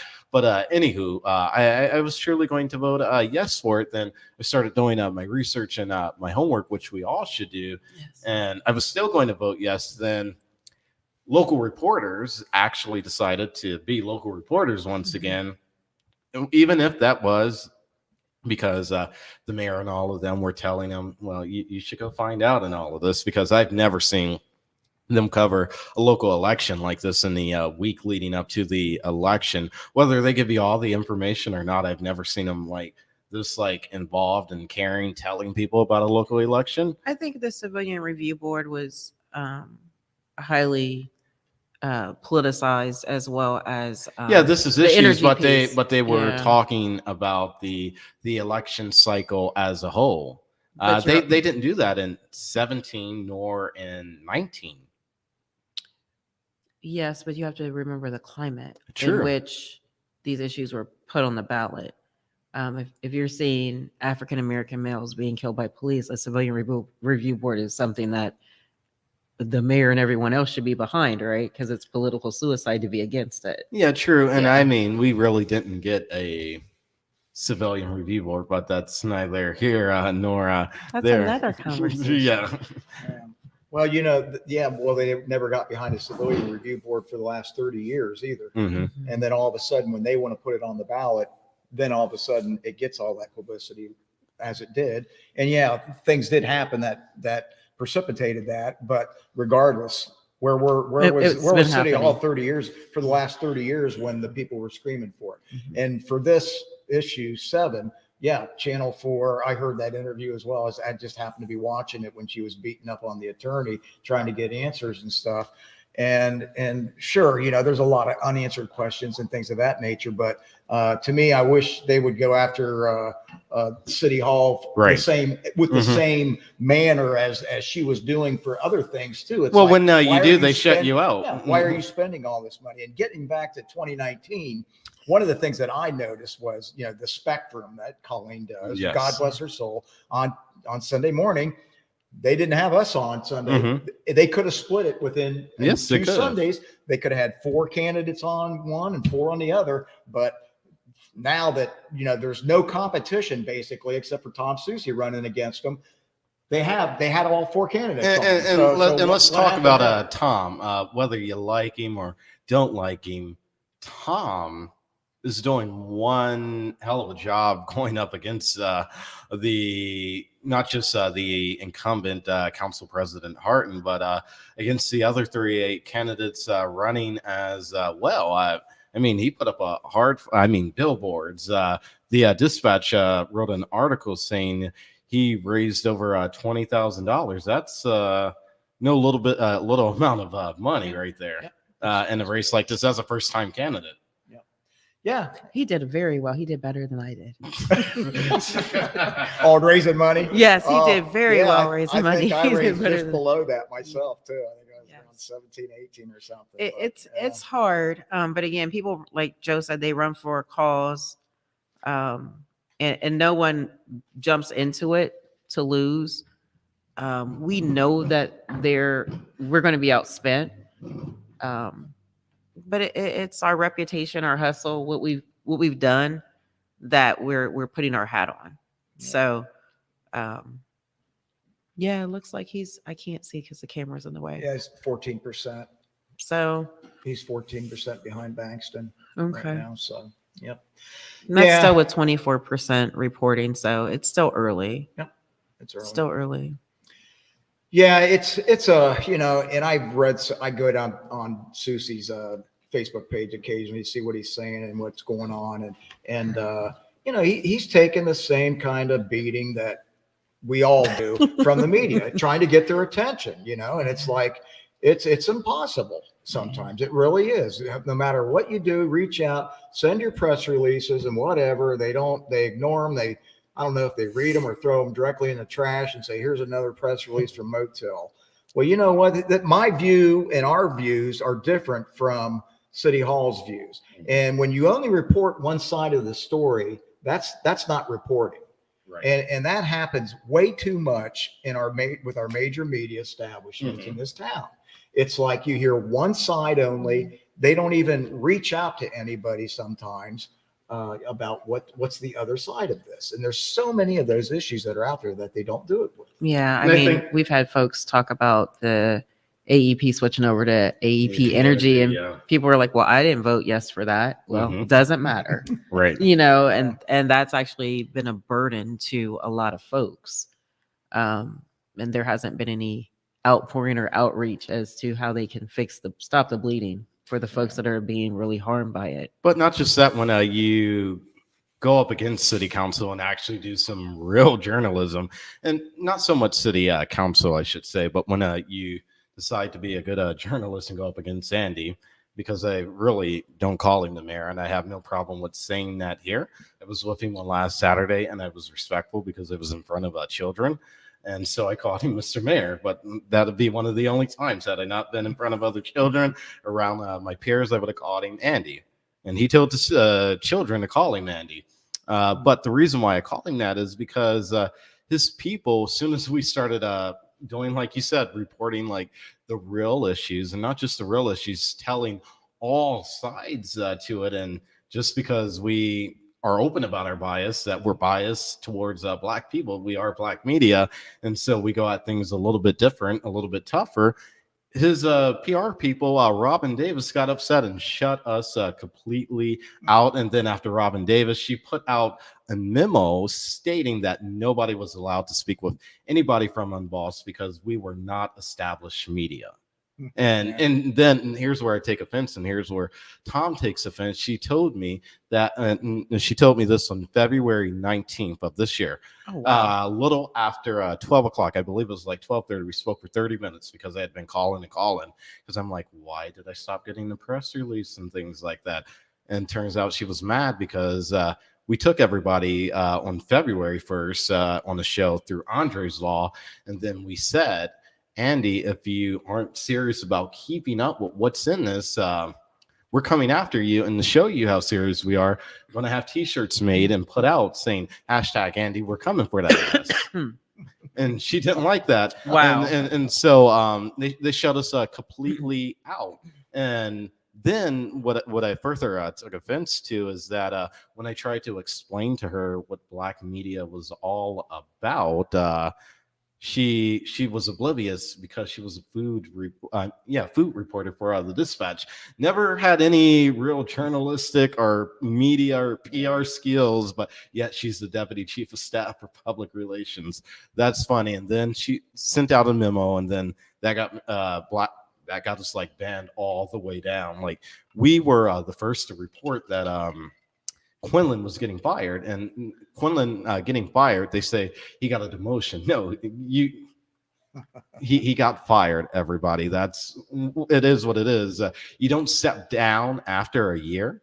Yes, there is a temporary year here for a police chief without the mayor asking you. You call it what you may, but if I asked one of my employees or producers here for their resignation, that means I'm firing you, and I'm letting you go out on your own terms, but it's still fired. They were also upset that we called it what it was, and we were the first people to report it. Channel 4, 6, or 10, the Dispatch, nobody was leading with it, and we knew for about 2 hours. Why? Because somebody in the mayor's office reached out to us. I'm not going to say that person's name, but now they can care less about us too. But right. Yeah, they completely reached out. We knew they were like, hey, look, this is what's about to happen. And that was a lot of reasons why he got fired was thanks to Edie's reporting and things that she did in late December, early January about the police dashboard. And she took down a police chief, which is no easy task, as I should know, trying to take down the deputy chief. She took down the actual chief. Yeah. So issue 7, from what I've been told, and they already have, if this fails, something to be put on the ballot for next year. Yeah, they do, and it's going to be way more money than it is. It's $87 million this year. So what I would say to those who are asking voters to say no is that there's some education around it, because when you read it, yes, it does sound like a yes vote because of the opportunities for minorities who, let's be honest, won't be able to get into that field. They don't have the capital to do so. So yeah, I would ask that there's some education around it, because from what I understand, it's going to be on the ballot next year. Another off year where people don't typically come out to vote. Mm-hmm. One of the things that worries me about this is, well, I read in the editorial in the Dispatch, and and Mike Curtin, former associate publisher and state rep, very respectable man. He wrote something about that the state legislature needs to look into these referendums and things, and word them in a certain way so that they're not going to benefit like a certain organization financially and things like that. Right. My biggest concern with all of that is what he wrote, and unfortunately I can't say it verbatim, but is how it could actually hurt people that want to put referendums on the ballot that are beneficial and are our right and should always be our right to do so. And something like this could be made into saying, this is why we have to stop this. This is why we have to put certain restrictions on certain things. And those restrictions and certain things are going to be the things that are going to hurt people that really have. That have legitimate referendums. Yeah. Exactly. And that's my concern about how they may use this issue 7 as an example. Like abortion bills and things like that. Yes, absolutely. So, gotta be really, people need to make sure that doesn't happen. Well, again, that's the educational piece, and that's for both sides. You need to convince me why I should vote either way. Yeah. If you don't do a good job at that, then you're leaving me to my own design, and it could be the wrong answer, it could be the right answer. Right. And because we had to do debates and things like that when I was a kid in school, we were given a candidate, we had to research the candidate, we had to get up and debate being that candidate, why you should vote for us. The educational piece for me is always, I need to know who you are, what you're about. When are you going to come into my community or any of the surrounding communities that I go to, which is really all over the city, and actually have genuine conversation, not a handshake and hand me a card, but genuine conversation about what's really going on and how you're going to be the change agent and that I just have to vote for you. If you can't impress that upon me, then yeah. Right. Yeah. I agree. So we're going to head to a quick commercial break. But before we go to this quick commercial break, I do want to tell you, because a lot of you are in the comments right now, and we are streaming on 4 different platforms. This will re-air 4 additional times throughout the night. So if you aren't able to stick with us live, don't feel bad. You'll be able to catch it again live, the replay throughout the night.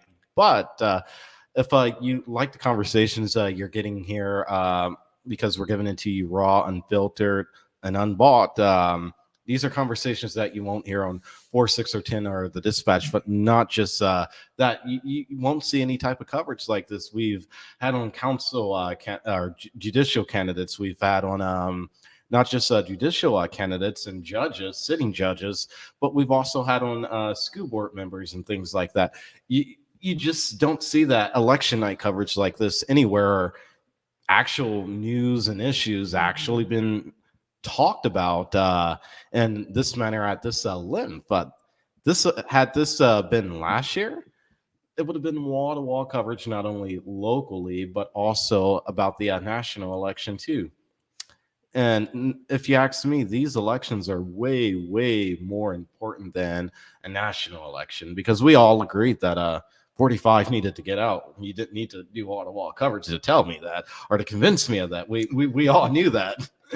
And that's why it turned into, from election night to what these should ultimately be anyways, is election week. But we try and cram everything into one night and look at what this gets us. That is true. As we're going to be with you until the top of the hour. Only gets you 0.25% of the vote in, and candidates having to go to bed not knowing and waiting on people like me to call certain races. We will be making a projection here in a few minutes when we come back. But if you like this type of coverage, support us via CashApp at $UnBossedFanClub or PayPal.me /UnBossedFanClub, or consider becoming a member, because by you supporting us, giving $50 a year, that translates to $4.13 a month, 13 cents a day, less than a cup of coffee. and you're getting real news. And let me tell you this, you guys aren't going to believe what is coming come February. If you like what you're getting now, and I'll tease some of it before we end the show because I just can't help myself, but I won't tell you all of it. But it's going to be like something that you've never quite seen before in this city. That's what I'll say about that. But we're gonna go to a quick commercial break here, pay some bills, and we'll be right back after this. Don't go anywhere.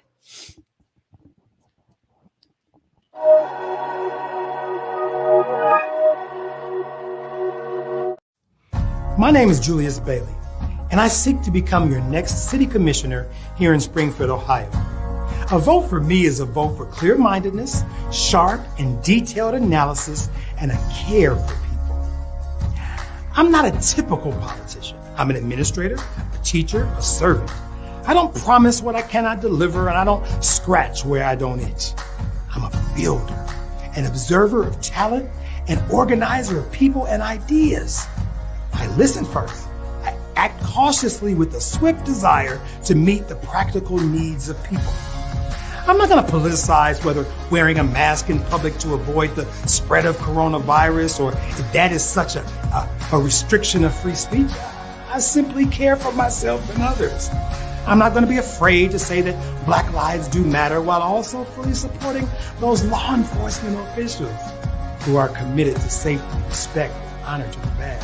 My pro-choice stance, it does not make me pro-abortion, and my advocacy for same-gendered loving couples earning access to all of civil rights, it don't make me non-Christian. Springfield, we have real problems. We must broaden our business and job-creating base. We must support colleges like Clark State and Wittenberg who seek to hone the talent, minds, bodies of our citizens to move us all toward greatness. You know, I want you to see what a political office ought to be. Springfield, Ohio. Let's build together.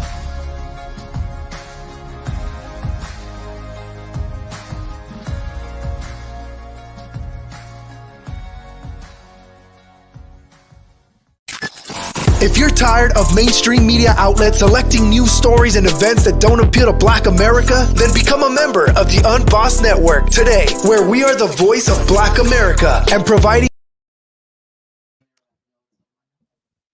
Welcome back, everybody. As you see, we're having a few wrapping up a few last-minute conversations. I want to say thank you to Joe Motil for joining us for some time here, enlightening us, and really just having some fun with us on set here. I really appreciate that. Let's go to some of these comments of what people have been saying here. We have one here from Sophia. She says, you can talk the talk and walk the walk. If you want to take a position in office, you should get involved with the communities, not just take a sit and do nothing. I agree with what she's saying. Absolutely. But it reads a lot like a poem right there, rhyme, a flow. But she's absolutely right. I mean, she said it perfectly right there. Yes, absolutely. Hey, Rondell, how are you? Trina says we're having some great conversations here. Thank you, Trina. So does Ramani. Edie, who was here with us in the studio, is telling me to stop behaving and start. I'm trying. He has to behave with me because, you know. You see, I'm trying. I'm pushing the bar. I have kids his age. He has to behave with me. So, I'm pushing the bar a little far. People loved Judge Mingo. They're tuning in from all over. Love pouring in from Judge Mingo. ZF, thank you for joining us. Mambo, sorry that the sound wasn't right. Glad it's better now. Mambo and David Harewood. Going back to what we just had a whole conversation about right there, they're still going to be voted on an at-large basis. Yes, they are. You're certainly right. Black lives do certainly matter. They absolutely matter, and we need to continue to elevate our voices. Yes. So right now, we were just to recap for you. right now we are supposed to be being joined. I don't know if he's trying to log in or whatnot by Kevin Nick Bankston. Don't know what's up. I'm about to text Kevin because I really want to have a conversation, and more people should know about him. A lot of people do. He ran a phenomenal race, and it is just the anxiety pouring in. So about to text him to see what's up. We had confirmed Mike McAllister, who was running against Michael King here. The two Mike says I like to call him. And if you don't know what I'm referring to this race right here for Franklin County Municipal Court that we are watching very closely. This is one of the top four, in fact. We are also, I'm going to text her to see what happened. Judge Wuso, Gina Wuso, that is, and Marina Shack, both of them were scheduled to join us as well. But as you all know, it's election night, so a lot of people are glued to computer screens and big TV monitors and things like we are right now. And, some at parties, some with families, just trying to figure out and determine what this all means. As we were just discussing, still only 24%. And I think before we leave off, we are going to see another huge dump. I'm hoping it'll be about 50% of the vote. Hopefully. I'm not sure what's the holdup. Usually we have about 50% sent by now. And yeah, by so now. So I don't know if there were machine issues or if there's a lot of provisionary ballots because people have moved. It's hard to say. All right. So I think we can make a projection right now because she is declaring victory. So I'm gonna find out if we can cover this, bring this to you live here. But I think we can call this race. We can call the 15th congressional district, the race between Allison Musso and Mike Carey. We can call it because she is about to speak. And she has 60% of the vote in that we are going to call Allison Wuso the apparent winner of this race. And just again, for all of you just tuning in, we are calling her the apparent winner because we have decided that enough votes have been tallied to indicate that Allison Wuso has won this race, but the results are still going to depend upon potential recount, but not just the potential recount, but the final official tally here. And so that's why we are calling her the apparent winner. Because true enough, there still is only 24% in, but we can pretty much call this race. And we are also going to project another race. And when we are going to declare City Council President Shannon Harton, meaning we are projecting him the winner and winning and retaining his seat. There are 3 seats up for Columbus City Council, and he's going to retain his seat after all of the votes is tabulated. The vote count is still not complete, but we can clearly project him the winner of one of his seats and him retaining his seat. It's still too early to call the rest of the council seats. It's a little too early to call those races, and the school board races as well. Still too early to call there. We're waiting on some more precincts to come in, but not just that. I believe we can. We're now. What do you call her? Congresswoman. It's been a long night. Excuse me, Congresswoman elect. Yes, Congresswoman elect Wuso is speaking. So we are going to take you to her speech right now. As we are trying to get it pulled up, but as we are getting that pulled up, Tiff, talk to us a little about tonight and what we're seeing Democrats sweeping every race. I'm really proud of Congresswoman-elect Russo because that is a tough race to run. There have been challengers before that have not been successful. I think that we should see some real changes on the federal level. What that trickle down is going to look like, we'll have is way.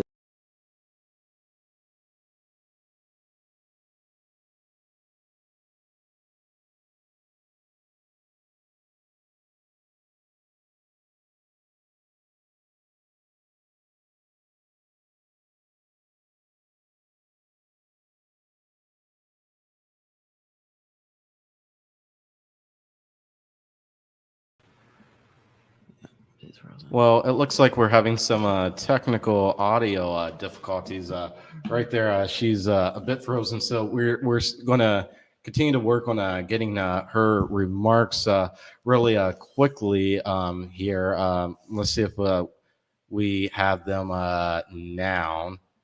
All right, it appears we do have them now. Let's see if we could get some audio from her. This is technology for right? you. Technology at its finest. So we still are having some audio technical difficulties. But go back to what you were saying, Tiffany, about what we're seeing here tonight as we're working on getting the Congresswoman-elect's remarks. Yes, I was saying that we should be able to get some things moving on the congressional level. Things are a little stagnant right now, and when you have both the House and the Senate, you really should be pushing initiatives through, getting things done. Sometimes we worry about what others are going to think, but we need to think about the greater good, and that's not just on the federal level. That's on all levels of government, I believe. There shouldn't be a certain group or section of individuals that get preference over those that are really in need of services that the government provides and the government should take care of. I guess more so with this pandemic, things have just become bigger revelations than they were before. Even to my staff, my wonderful staff who's here, who helped with the campaign, to our advisors, 314 Action, all of you who were there from the start, thank you for putting everything into this. You literally left it all on the field. And to my incredible family who is around me, thank you. Thank you for keeping me grounded. Thank you to my husband and my kids. You now get more of me back, which will be great. And finally, to every single volunteer who knocked on doors, every grassroots donor who chipped in, and every person who supported me, thank you, thank you.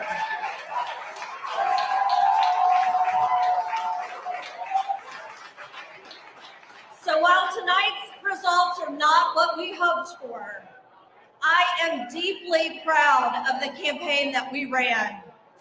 And this fight is just beginning. And you deserve more leaders in Congress who will take on the tough fights and who will deliver for Ohio working families. We must continue to advocate for workers' rights, to push for affordable health care, to fight to protect the right to vote, and to root out the corruption that is robbing our Ohio families of their hard-earned money. There is too much at stake in Washington and right here in Ohio for us to sit idly by and on the sidelines. I was built for tough fights, and I am looking forward to the next one in 2022. So thank you all.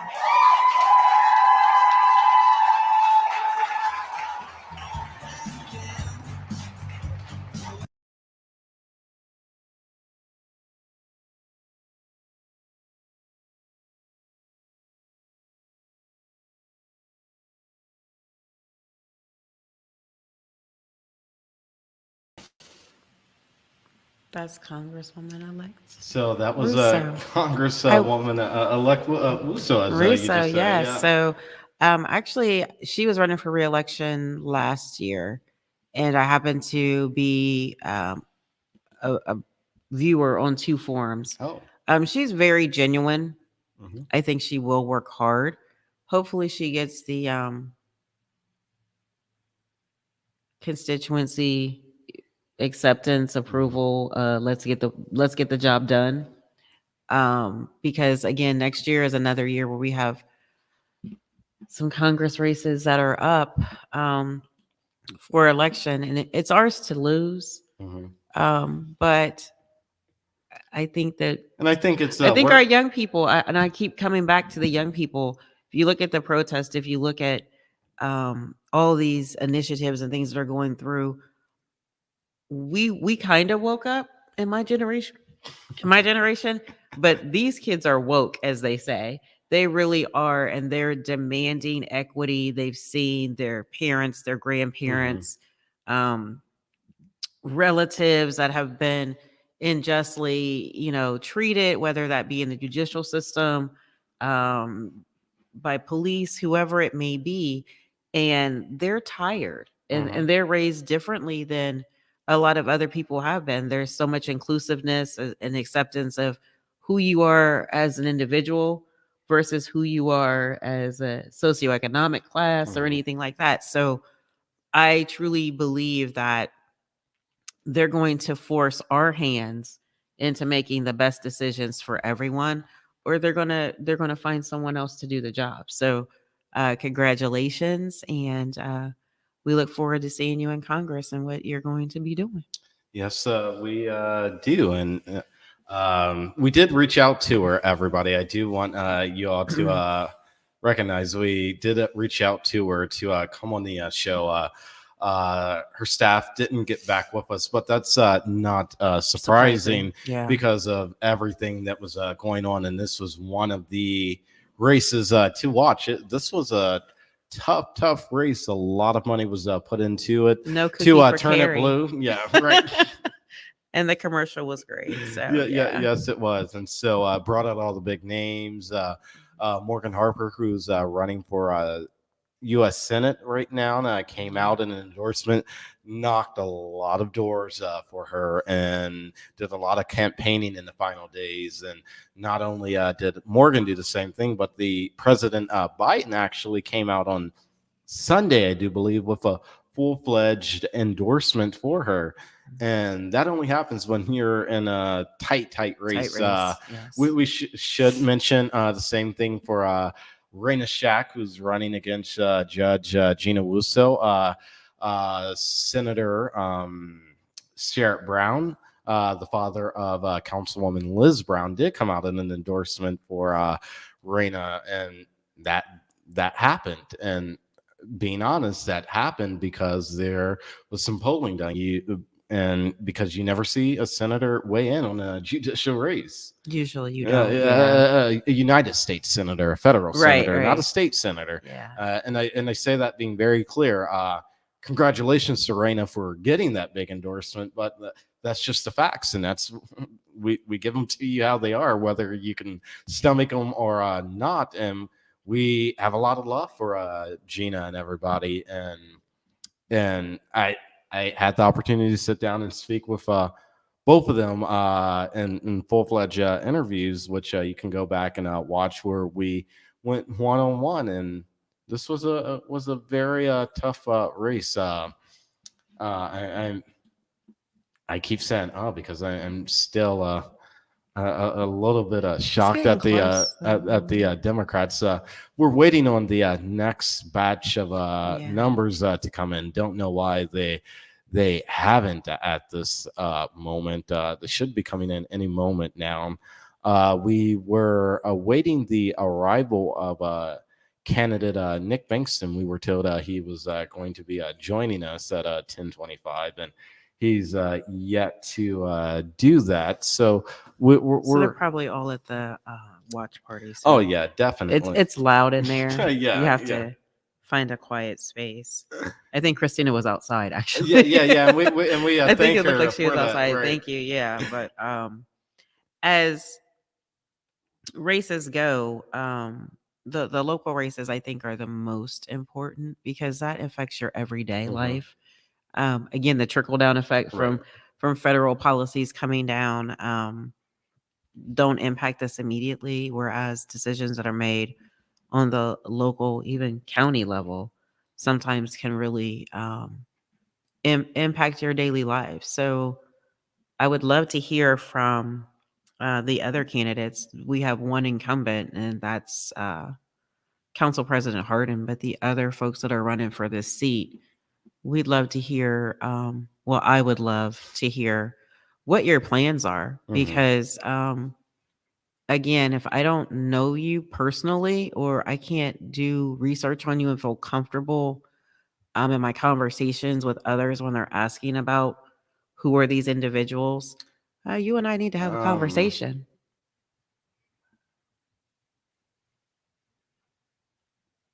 He's reading.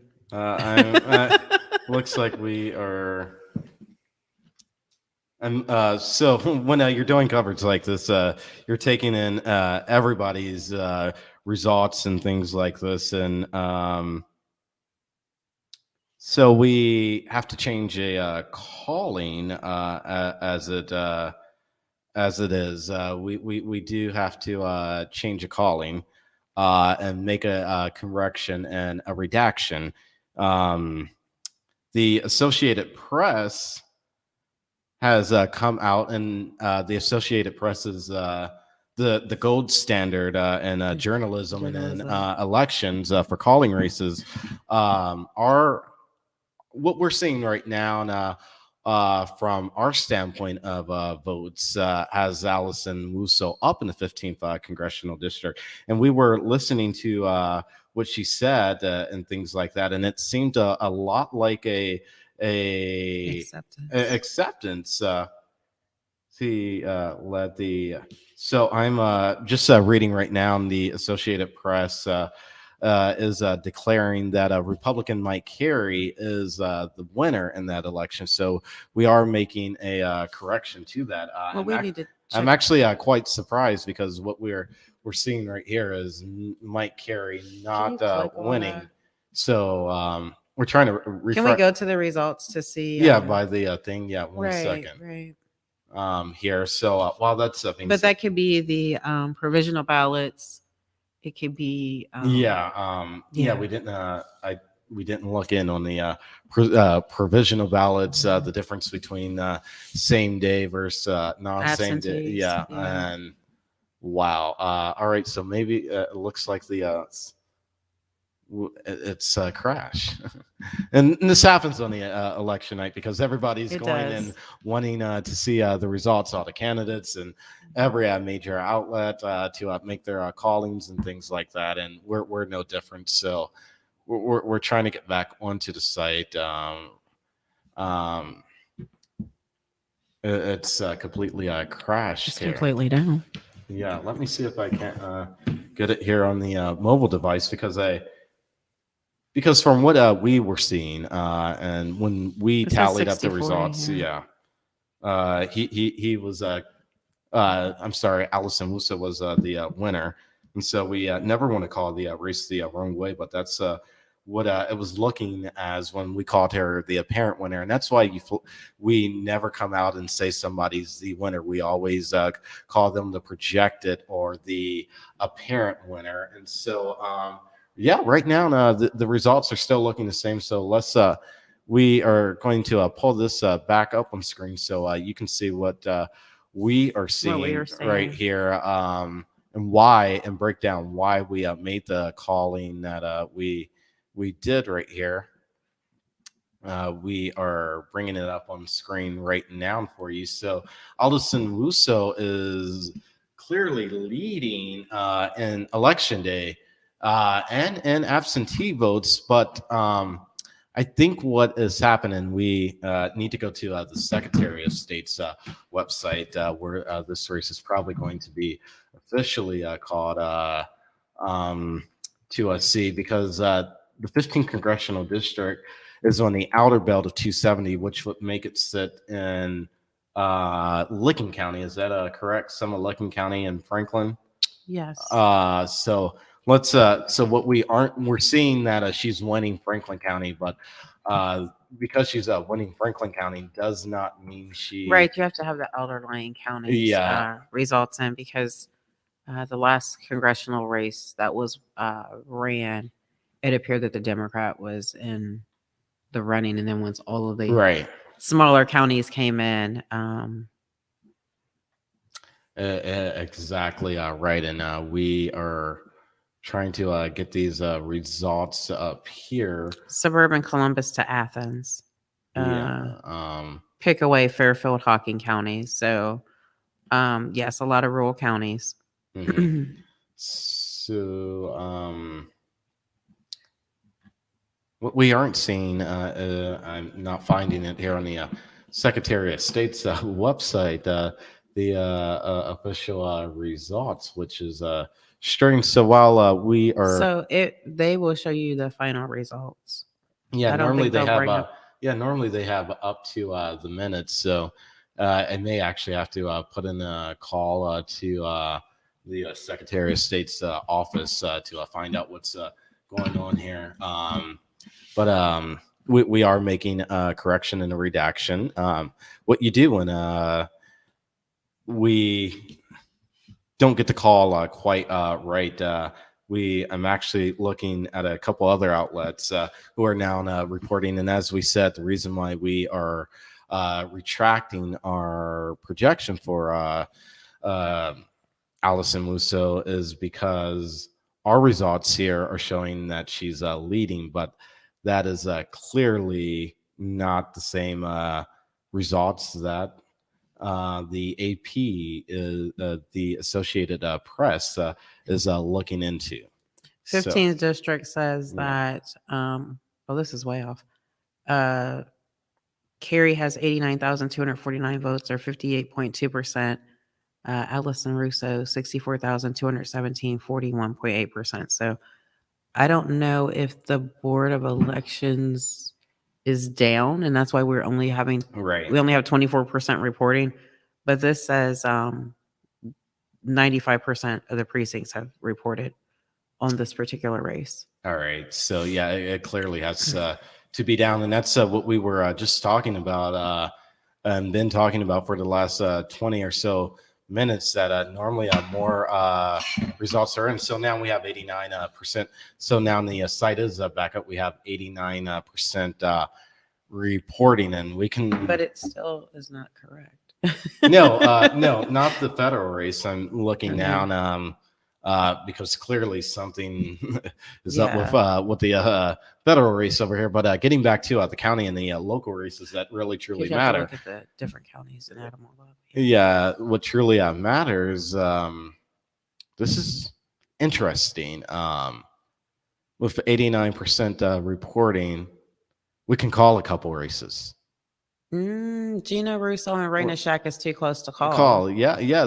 But, I'm not saying we, but then the Stephanie Mingo, Scott Kirschman race. Let's pull this up, because Phelan and Nesbitt are those are very good races. Yeah, these are the top two races that we all were watching. The most highly watched the race. And if you see right here, this purple versus this blue, it's not surprising that the inner corridor of 670 is completely blue, and the outer corridor 670, 270 loop here in the county is purple for Judge Musso. Look at that election day versus absentee, and 106, and they were a little nervous.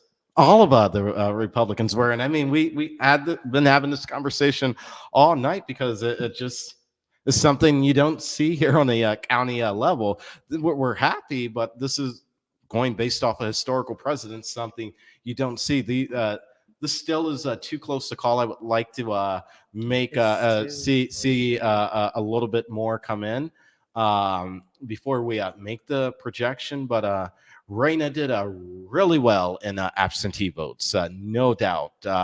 Election day, she's getting beat. pretty bad. Let's go to the Stephanie Mingo Scott Kirschman race. Almost, Same thing. almost identical. Yeah, literally. And again, no surprise that it's almost identical. They did a lot of campaigning together. I am a little bit surprised that Scott Kirschman was able to creep out into this corridor right here, into this precinct. Looks like he definitely is winning the precinct, but looks like he's going to win by is that a landslide? How many votes is that he's winning by? And this is just a rural precinct, it looks like, because it's no more than 200 votes in that popping up. 65 votes, in fact, actually. Yeah, wow. that's all there are. Yes. So here's what we've been saying all night. How the tides have turned. Early on, the Democrats were leading very, very strongly. Then we got that big voter bump that we had been waiting on and talking about. The site went down, in fact, and now know why it went down, because it was trying to get all this information in. And this is what we were waiting on, those same day ballots to come in. And not just those same day, but those provisional ballots and those absentee to come in as well. There's still some of the vote outstanding, but this is a phenomenal race taking place. Nesbitt. Yeah, right here. Those are kind of close. Yes, they are. Let's look back at the council race and at the school board races. Well, and we also are watching the Groveport Madison school board race as well. In the Groveport Madison school board race, it's a little close to call. I believe they had two or three board members for election. Looks like James Ragland just got a bump up to 8%, and Muhammad Ali, who was staying strong in the top four, just came down to last, actually. And he has a little over 10,000 votes, and Kevin Harrison has almost 15,000 votes. Ramona Reyes who's a current school board member, 38,000 with 26% of the vote. A quarter of the vote is going to Christina Dara, 37,000 votes. What I'd like to see is Kevin Harrison's absentee versus in person. Let's check that out. His So he's in person, done better in person. Yeah. Mm-hmm. And same thing with Christina Vera. She's doing beating herself by a landslide in the election day. Same thing with Michael Cullen. With elections like this, with what we call off-year elections, the elections that matter, you never really see the absentee or the early vote number in really huge numbers. Because people tend to vote on the day of, on their way to work, on their way from work, lunch break type of thing, because you don't have long lines to wait in or anything like that on elections like this. Same thing with Ramona Reyes and just about everybody. And we're seeing some pretty consistent things here. They're getting an additional 20,000 plus votes than they got through early vote and absentee votes with all of them here in the school board. Reyes, same thing, true with Christina. Same, just about the same thing is true with Mike Cole and Kevin Harrison. Hell, even James Ragland as well, and Ali. Let's take a look at this council race here. 60,000 votes, and this is a pretty big numbers. Typically in these in this election, when what I call the A team, and that's typically been Council President Harton, now outgoing Council Member Tyson, and Council Member Mitch Brown. These are normally your 60,000 vote years. When the A team or the varsity team of council is running, and no surprise, we're seeing it, and he's leading his ticket in strong with 64,001 votes going in his favor. It's a great night for Lourdes and Nick as well. Tom Susie, he has 15% of the vote, doing very well. I'm unable to tell how many votes he has right now. And, so he is getting 35,000. For a writing candidate for Sheila, she's doing very well with almost 1,600 votes. Got a ton in today for election day. Got way more in early vote and absentee. I'm excited and surprised, and this is awesome. I hate to say democracy at work, but in some ways it is democracy at work. That sounds so cliche to say, but it's so true. Wow. So, all right. I think we can call some races. You think you can? Yeah, I think we can. We have 99%.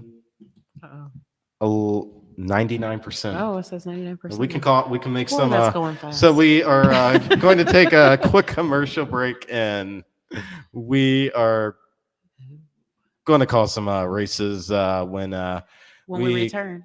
When we return. Wow.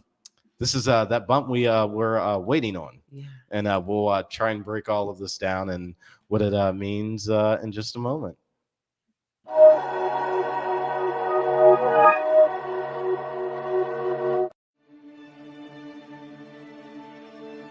Sometimes your life won't turn out how you plan it. It turns out how you work for it.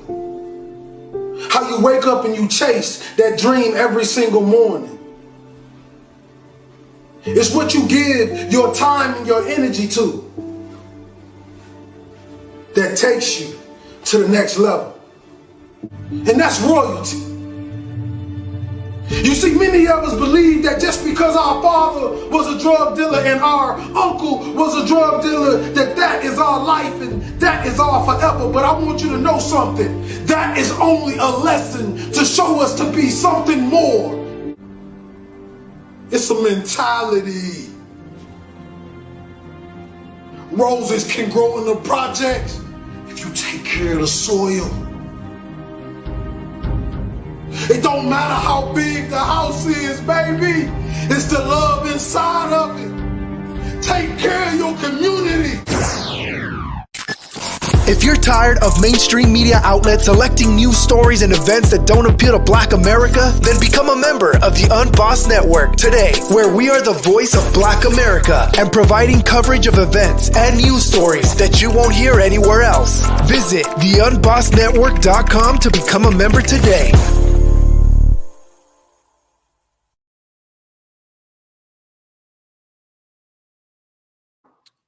All right, and we're back. Let's get the banner up. With the results are in. We're ready to call some races, and we are going to make these calls as the apparent winners in all of these races. Let's start with Columbus City Council. So, Council President Shannon Hart, we've already called his race. So, we are now going to project that at the end of the night, when 100% of the votes are in now, we have a little over 99% of the votes that when we are going to welcome to City Council Lourdes D. Padilla. Congratulations, Lourdes. And we are going to welcome Nick Bankston also to City Hall. They will be replacing former outgoing council member Tyson and Mitchell Brown. Wishing them the best of luck, and absolutely. The best of luck to Tom and Sheila as well. They ran hella great hard fought race, and we do appreciate them. Let's move on to the school board race now. We can project that school board member Ramona Reyes and Mike Cole will retain their seats at the end of this night, and we are calling them the projected winners. And Christina Vera, a newcomer to the board, which is wonderful. Going to be replacing now an outgoing school board member, James Ragland. We know there's a lot still in store for James. He's a fighter for our kids, and we have to take this. We're going to come back, and but we have to call this race here. We're going to call it right now. We are going to project that Judge Gina Musso will retain her seat after a long night and a long fought battle. She's actually joining us right now. We'll bring her up here momentarily. Republicans all across the spectrum were very, very nervous early on, and you should see my text messages. I'm telling both sides, keep the faith. It's not enough vote. It's too early, too close. Too early to call, and number two, too close to call. Just wait. Take a breath. It's going to happen. And so let's take her before we don't have her and we lose her. Congratulations, Judge Musso. Hi guys, I'm so happy to be here with you tonight. What a congratulations! How are you honestly, this is just. I feel really great. This is just honestly a tribute to good judges, no matter what their party are, no matter where you come from, no matter who you are. Just if you're going to be a fair and impartial judge, you're going to apply the law, and you're going to treat people with respect and dignity, no matter who you are, you should be a judge in this county. I think Judge Stephanie Mingo and I have proven that with our Beyond the Bench. And I am ready to go out there and continue to be the people's judge. I will always put people first. People are in my heart. This Franklin County, this is in my heart. I'm here for you. And thank you so much for putting your faith in me as I put my faith in you. Thank you.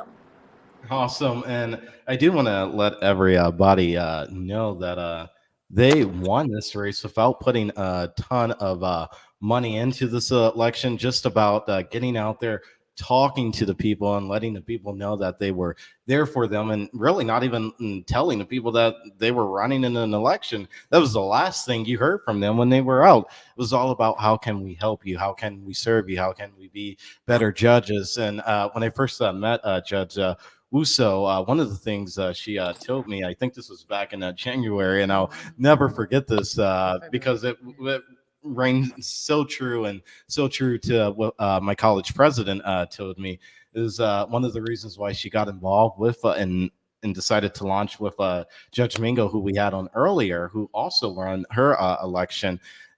One of the reasons why they started Beyond the Bench is because they wanted to meet people where they are. But not just that, she talked to me about a decision, a gentleman, I believe it was, who had come before her bench, and she couldn't really make a decision because she didn't know the society in which she lived in and how he grew. She couldn't really make a thorough decision. Yeah, and that's when she decided to launch with Judge Mingo, Beyond the Benches, and going out to communities, talking to the people, so at least she can make a well-rounded decision when it comes time for someone's life to really be in her hands, because they have done wrong. She can now make that and give a really true sentence if it comes to that. Absolutely. That is exactly what Judge Mingo and I wanted to do. You know, we make many important decisions from the bench. How do we do that without in the community that we come from or the people that we serve, unless we're out there every day, day in and day out, knowing the people that we serve? And so we started the initiative Beyond the Bench conversation. So we go out there, we are present, we are visible, we are accessible. We want you to know that we really care about our community, and we want to be better informed, more equipped judges, so that we can make the most important decisions of your life and our lives. Thank you so much for having us here tonight. Oh, yes. Thank you so much. And congratulations. I think that hard fought races are the best wins. Mm-hmm. And even if it's a loss, you put everything out there on the table. And you guys were out, and I appreciate. This was the number one race to watch among all the judicial races. Yes. Her running against Reina, and I'm just going to tell you, as right, as well as I am involved and up to date with politics, it took me up until probably about 3 months ago to realize they were running against each other. Then when I realized that, I was like, well, damn, you guys are gonna make this very, very tough for me, and for a lot of other people, and it's going to be the race to watch. And I told him, I'm like, look, I know who I'm going for, and I know who I voted for. So, and I'm happy to not to say I voted for you, but not just that. When I vote, and when a lot of people vote, they vote based on seeing the people show and seeing the candidates and elected officials show up. And the reason why they do that, especially in our communities, in the Black community, is because to them, and it really is true for everybody, your vote is the most important thing you have on this side of heaven or hell. Your vote. Absolutely. Yes. Well, and I can't thank you enough. I have been involved with you all from the very beginning. I hope I've demonstrated my dedication and my commitment to this community, which I will continue. So thank you so much for having me here tonight. I am blessed to know you, and I hope to see you very soon.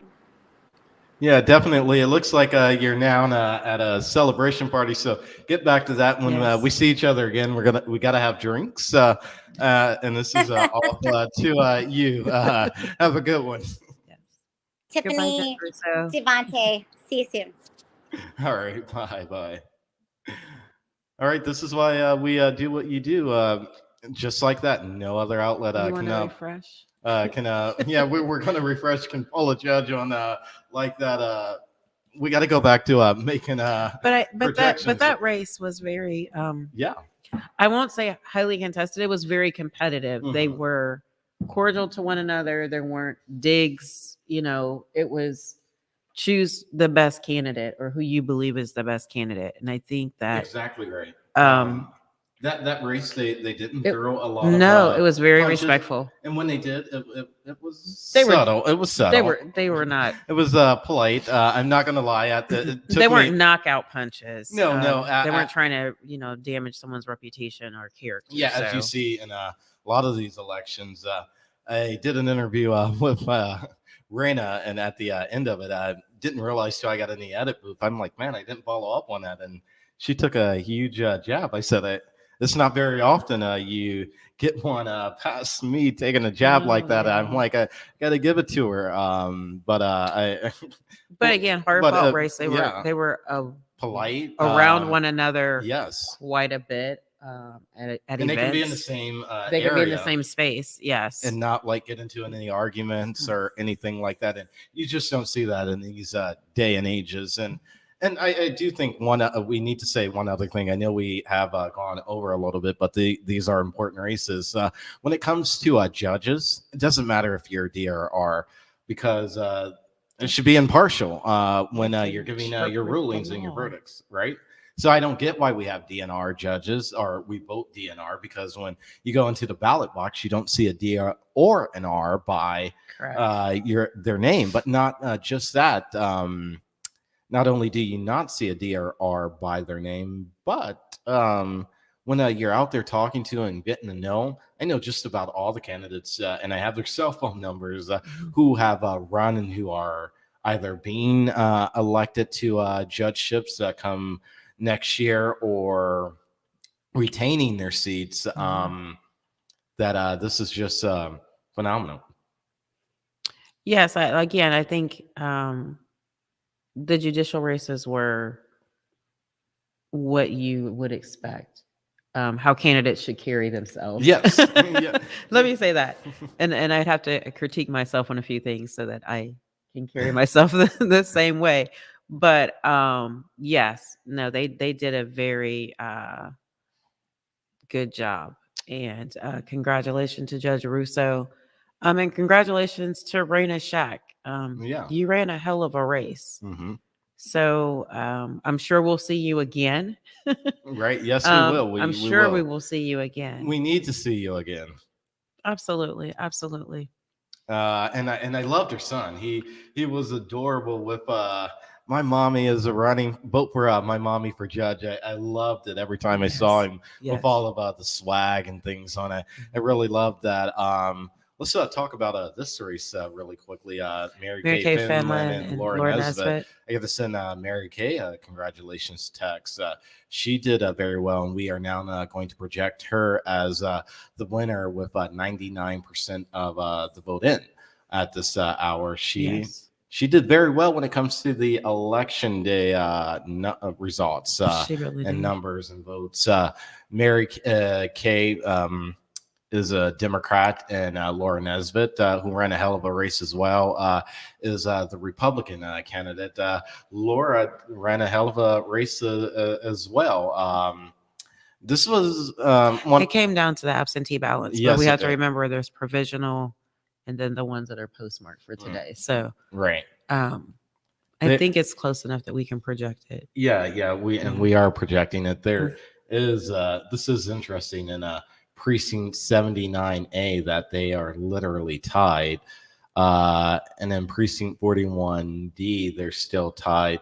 There's like little precincts where they're tied or there's not enough vote in to make a call one way or another because it's at a virtual 50-50. But at the end of the night after we can project when all the votes are counted that Mary Kay Finland will take the bench. And I absolutely adored her election commercial with her mother, and then her coming up behind her mother. It was only 15 seconds and saying, "This is my mom, and I'm Mary Kay Finland." Yes. I loved it. Yes. And for those who do not know who her mom is Fran Ryan. Yes. So her mom is no stranger to the game as well. Let's see what other races we were covering. Did we leave Judge anybody Mingo out? and Kirschman's race. We talked about that, but not in detail. Judge Mingo did retain her seat here. Let's see how she did in the each of the same thing. Are they all 50-50? Yeah. Some of these are still out, but this 270 corridor right here. She wept the outer belt, and I mean, just as involved as she was here in the inside the 670 loop, she was the same way outside, knocking on doors. I mean, there were just about every Saturday, every Friday, every Sunday, not just her, but she would involve her family too. And if you don't know her family, you should know they are beloved by both sides of the aisle. Yeah. The Mingo family is they're sort of our own local political dynasty. So it's great to see that the two of them will keep their seats. And I honestly did tell. Scott did a really good job. I mean, outside of 270, I mean, Franklin County is a huge county to cover. But even like in the southernmost part of Franklin County, he's got some supporters down there. So I think that Scott Kirschman, if you were to run for re-election, I think you will do really well. So, or run for another office, I think you would do well. Right. Yeah. Definitely right. He would. But before we go, I do want to. I've been watching this race in Clark County for their city commission, and they don't have a council; they have a commission. Same difference, the same type of ideal. And I've been watching this one race because my professor is running, and I told him before we signed off today we would go, and it would be my pleasure. He's one of my favorite professors. Be an honor to call the race for him, and it looks like only 21% is in, but it doesn't look like he is doing too well at the moment.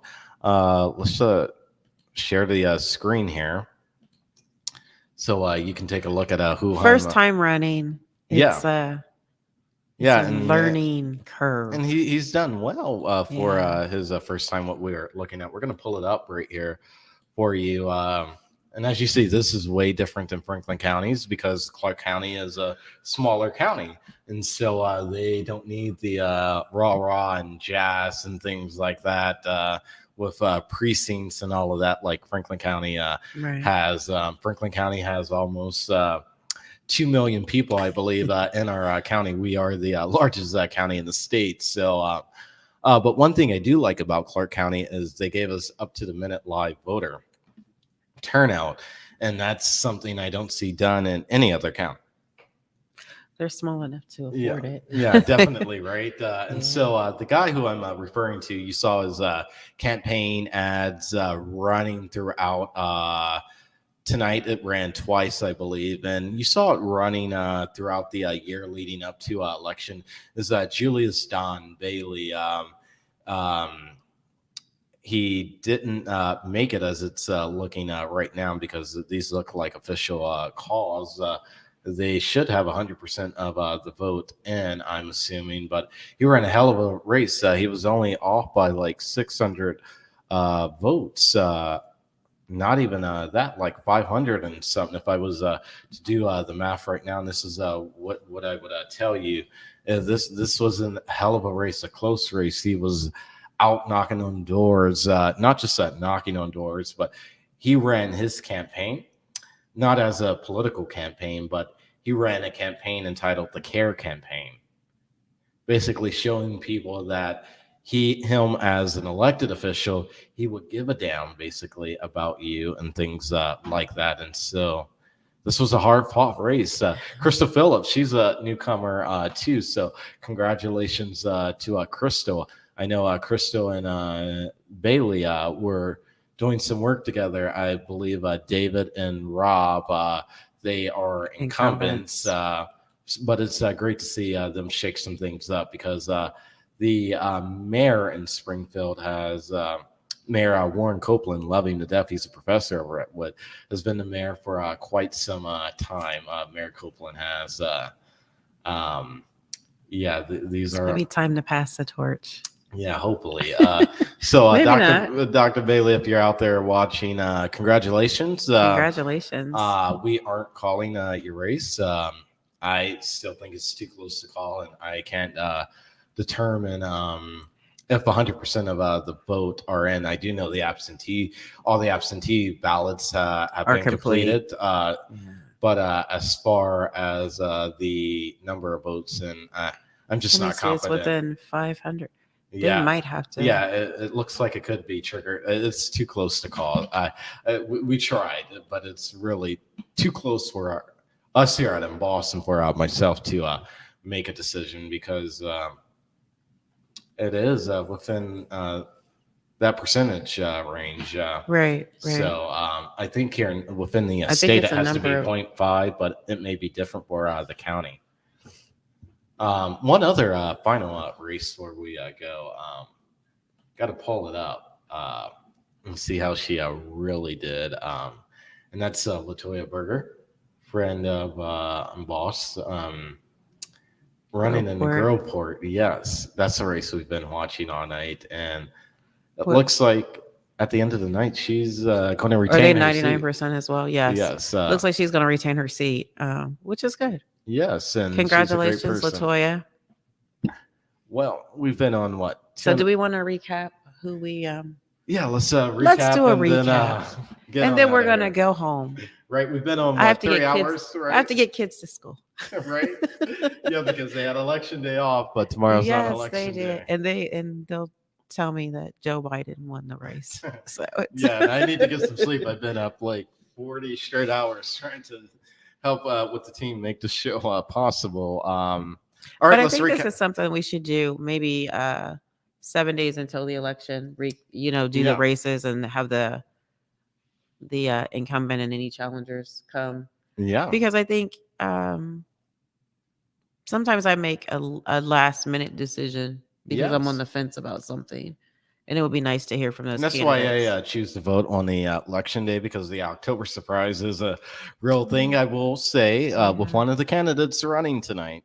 I didn't do anything with it, but there was a huge October No, surprise that's okay. staring out there, and the candidate won. That's all I'll say right there, and I'll never say anything about it again. But yeah, that's what you call a October surprise. Congratulations to that candidate for winning. But yeah, that was what you call an October surprise. What was learned. Yes. Let's just start with council for a recap. So Council President Hardin retains his seat. Lourdes de Padilla is our new council person elect. Padilla, yeah. Mm-hmm. Yep. And Nicholas Bankston is our new council person elect, replacing outgoing, retired Councilwoman Priscilla Tyson. And I wish her all of the best in her retirement, as well as Council Member Mitchell Brown. So you guys take care of yourselves. You've done well. It's time for you to rest and to let someone else take the reins. For Tom, Susie, and Sheila Eubanks, kudos. It takes a lot to go out and put yourself out there to run a race.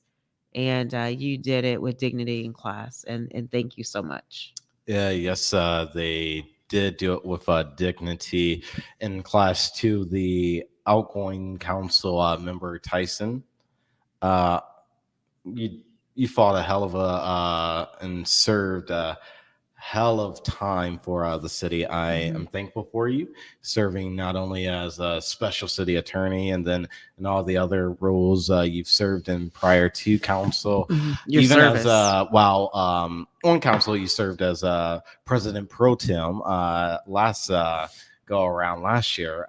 Thank you for your service for that, and to your entire staff, Carl and the gang. Thank you, and rest up, rest easy. Thank you for your service. And to Mitch, what do we say to you, Council Member Brown? Hell, I mean, I hope you stay retired and you actually enjoy it this time. Yes, I think every couple of years saying kudos and well wishes to you. But yeah, I mean, you've served. I mean, what office haven't you held besides mayor? You aren't thinking about running for mayor in 23, are you? Hope. I think he's retired. Yeah, I think he's going to get some rest and travel. Yes. With family and grandkids and things like that. All right, let's head over to the school board. So for Columbus City School Board, where are we at? You don't have it up? Yes, we do. You don't? Yes. No, No, you it's don't. not up anymore, but we know who won, actually. So Ramona Reyes, will retain Michael her seat. Cole will retain their seats, and Christina Vera is our incoming school board member. School board member Raglan, Muhammad Ali, and Kevin Harrison. Great job. Great hard-fought race. And I'm pretty sure at least one of you, I'll see you again for running for the Columbus City School Board. Almost positive. Oh, yes. And really a hell of a congrats to Muhammad Ali. Yes. Young guy, my age, just getting out there and like really fighting. And he brought in a lot of votes, gave him a hell of a running, a little over 10,000 votes. Absolutely. That's not easy to do. You did it though. Yeah. And what I would say to you is to reach out to these school board members, get on as many committees that you can get on. That's going to help our students have not only a better education, but a better work environment, because really going to school every day is your audition for your next career. So I would say that to you. Board member Raglan, I'm sure I'll see you soon or talk to you soon. Mr. Harrison, I didn't have the pleasure, but would love to bounce some ideas off of you as well. So congratulations to all of you. In God's eyes, all of you are winners. So. And just looking at going back to Muhammad Ali, just looking at some of these precincts, he completely swept the Northern Lights area up by Cleveland Avenue and Capitol Park on Agler, like hands down. He won in those areas. What you which shows would that the respect, diversity is And I mean, and that's a new American area. And I think that So what that tells me is Ramona and Mike better watch out because well, I mean, our population is growing. yeah. I don't know what he did on the west side of Columbus, but he did well in the McKinley Avenue area. Our population is growing. We need to be cognizant that not only do we talk about being reflective in positions, but also reflective of our community in the electorate. So good luck to you. And if you ever need anything, you know where to reach us. Yeah, phone call away, man. Yeah. I'm sorry we didn't have the luxury of meeting, but I've heard nothing but good things about you, and that says a lot when I'm hearing good things about a person. All right, so the next race, the judges' races. Oh, okay. It's projected that Judge Gina Russo will retain her seat with 99% of the precincts reporting. Yes, you're scrolling too fast. Judge Stephanie Mingo appears that she will retain her seat as environmental court judge. Mary Kay Fenlon will be our new municipal court judge. Jim O'Grady. Oh. Yes. We were watching his race, but wasn't for the highly contested races, so they aren't queued up. But we're gonna run through them. So Jim O'Grady is projected to be the winner. Franklin County judge, municipal court judge. Eileen Paley was running unopposed, so congratulations to Judge Paley. Judge Hummer also was running unopposed. Congratulations to Judge Hummer. Bill Hedrick, you're scrolling too fast. I'm trying to find where you're at. So if you were to see, so I'm gonna do a brief little after show on my personal Facebook page. You feel free to join us over there, and I'm gonna show you the massive setup of what it takes to produce a show like this. And she's yelling at me that I'm scrolling too fast because all the results coming in up to the minute on what I keep referring to as the big board over here. Yes. That you'll see Steve Kornacki in, but I'm controlling it. So from he just right doesn't in front have of me. the finger, the I could go up to the it, national but, level one. So Judge, you got to okay. Yeah, we're at Bill Hedrick. You were there. Hedrick, congratulations. And Mike McAllister, congratulations. Yes, huge. Mike and Mike. Yeah. And it looked like, to be honest, just to speak a little bit more about this race right here. Let me pull their images up so you know the Mike and Mike races that we've dubbed it here. Judge Michael King, he just was appointed to the bench less than 8 months ago. Yes. So he's fairly new to the bench, but he has led with his heart. Now Judge-elect Mike McAllister. I'm going to have to get used to not calling him Mike and start calling him Judge McAllister. It depends on the setting. Yeah, it does. Yes, it does. But it's a well-deserved name for anybody, or not name, but title for anybody who earns it. He was a magistrate judge for many, many years. And for those of you who don't know the difference, the simplest way to describe it is when you're a full-fledged judge, you're on the varsity team.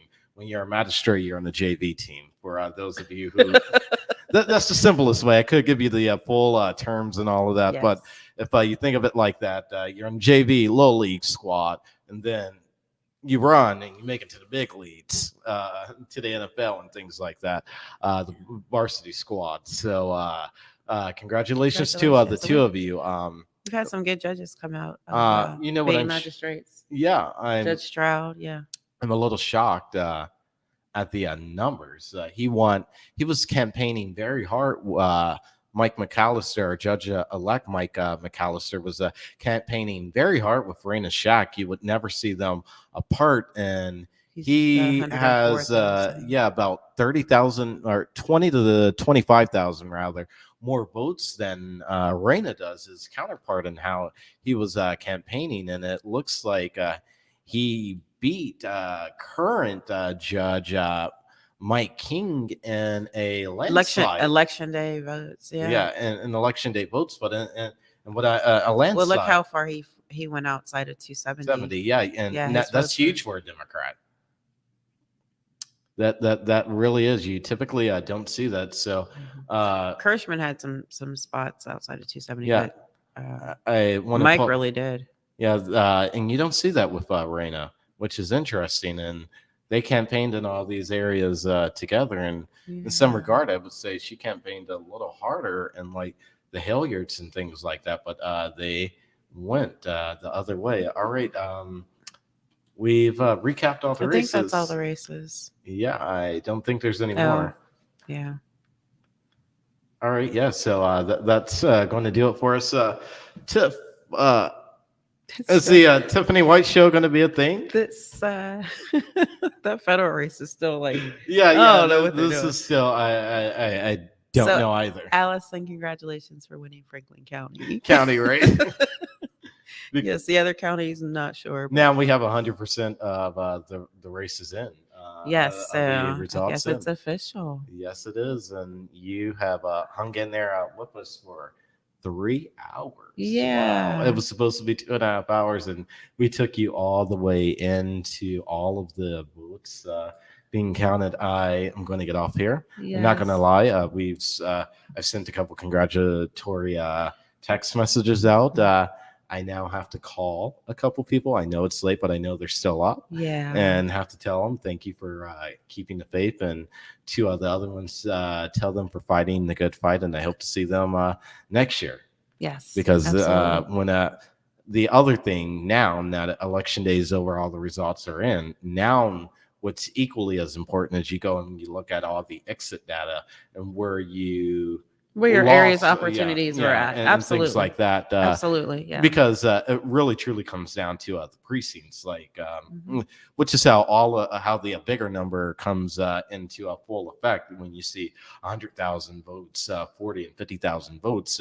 It's made up of all the precincts. So one person may have done well in this precinct, but not done so well in another precinct and only lost it by a vote.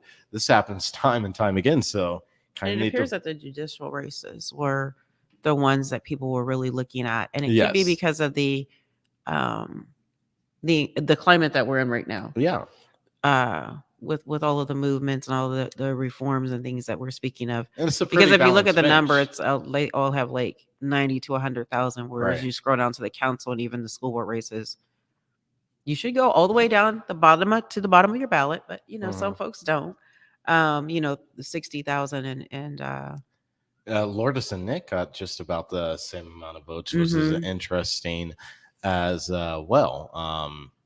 Zach Klein and Megan Kilgore, no shock, no surprise that they have over 70,000 because they were running unopposed. And whether you choose to vote or not vote, they're going to win because they're unopposed. Correct. So you might as well vote for them. That's never the right thing to do when you're running unopposed, but they're your only option. But this election tonight, they're your only option. I think the judicial races were at the forefront of people's minds. Some of these jury decisions that have come out, some of the behavior of some judges on the bench. Yes. And I'm not speaking of Franklin County alone. I'm speaking across the country, the things that we've seen. I think those were the ones that folks were like, we need to make sure we have the right person in the right place at the right time. And that's how they voted. The other races, some people feel like it doesn't matter. And I heard that even when I was campaigning in 2019, that it doesn't matter. They're going to win anyway. So, I mean, again, your vote does matter. It makes a difference, especially when the decisions that are made affect you every single day on the local level. So with that, I guess we're done. Final remarks? No. Election day is over. Make sure that you have everything in place because 22 is another election year. We have congressional seats up for election. Yeah. State representative seats and lots of good stuff. So we will, I don't know if the Tiffany White show is going to go on. If it did, it would really be, asking the hard question to those people who want to represent us. I'm going to be serious. So we'll have to see. Well, we'll have to see if someone wants a Tiffany White show. I can tell you after tonight, she will do it, but we're gonna have a talk off air about that. But it's the end of the show, as we always say. So you know what needs to happen now? Look. Didn't somebody tell you to behave? Yes, they did. Yes, they did. I'm actually at a loss for words. It doesn't happen much. It doesn't happen much, but I'm at a loss for words, and this is a good thing, a very good thing that I'm at a loss for words. But I will tell you this: it's the end of the show, so grab your hand and make a fist and raise it. I tell it to the elected. I tell it to the unelected. I tell it to the young. I tell it to the old. Don't want no laughing. Don't want no crying. And most of all, no signifying. This is UnBossed town, ladies and gentlemen. This is my town. We'll see you next time right here. And thank you for joining us on UnBossed presents our voice, our votes, rather. Our votes. And our voices, yes. Both of them do matter. We'll see you next time. And we'll also have some other big announcements. Join us on the after party for a few minutes. Thank you for watching the UnBought and UnBossed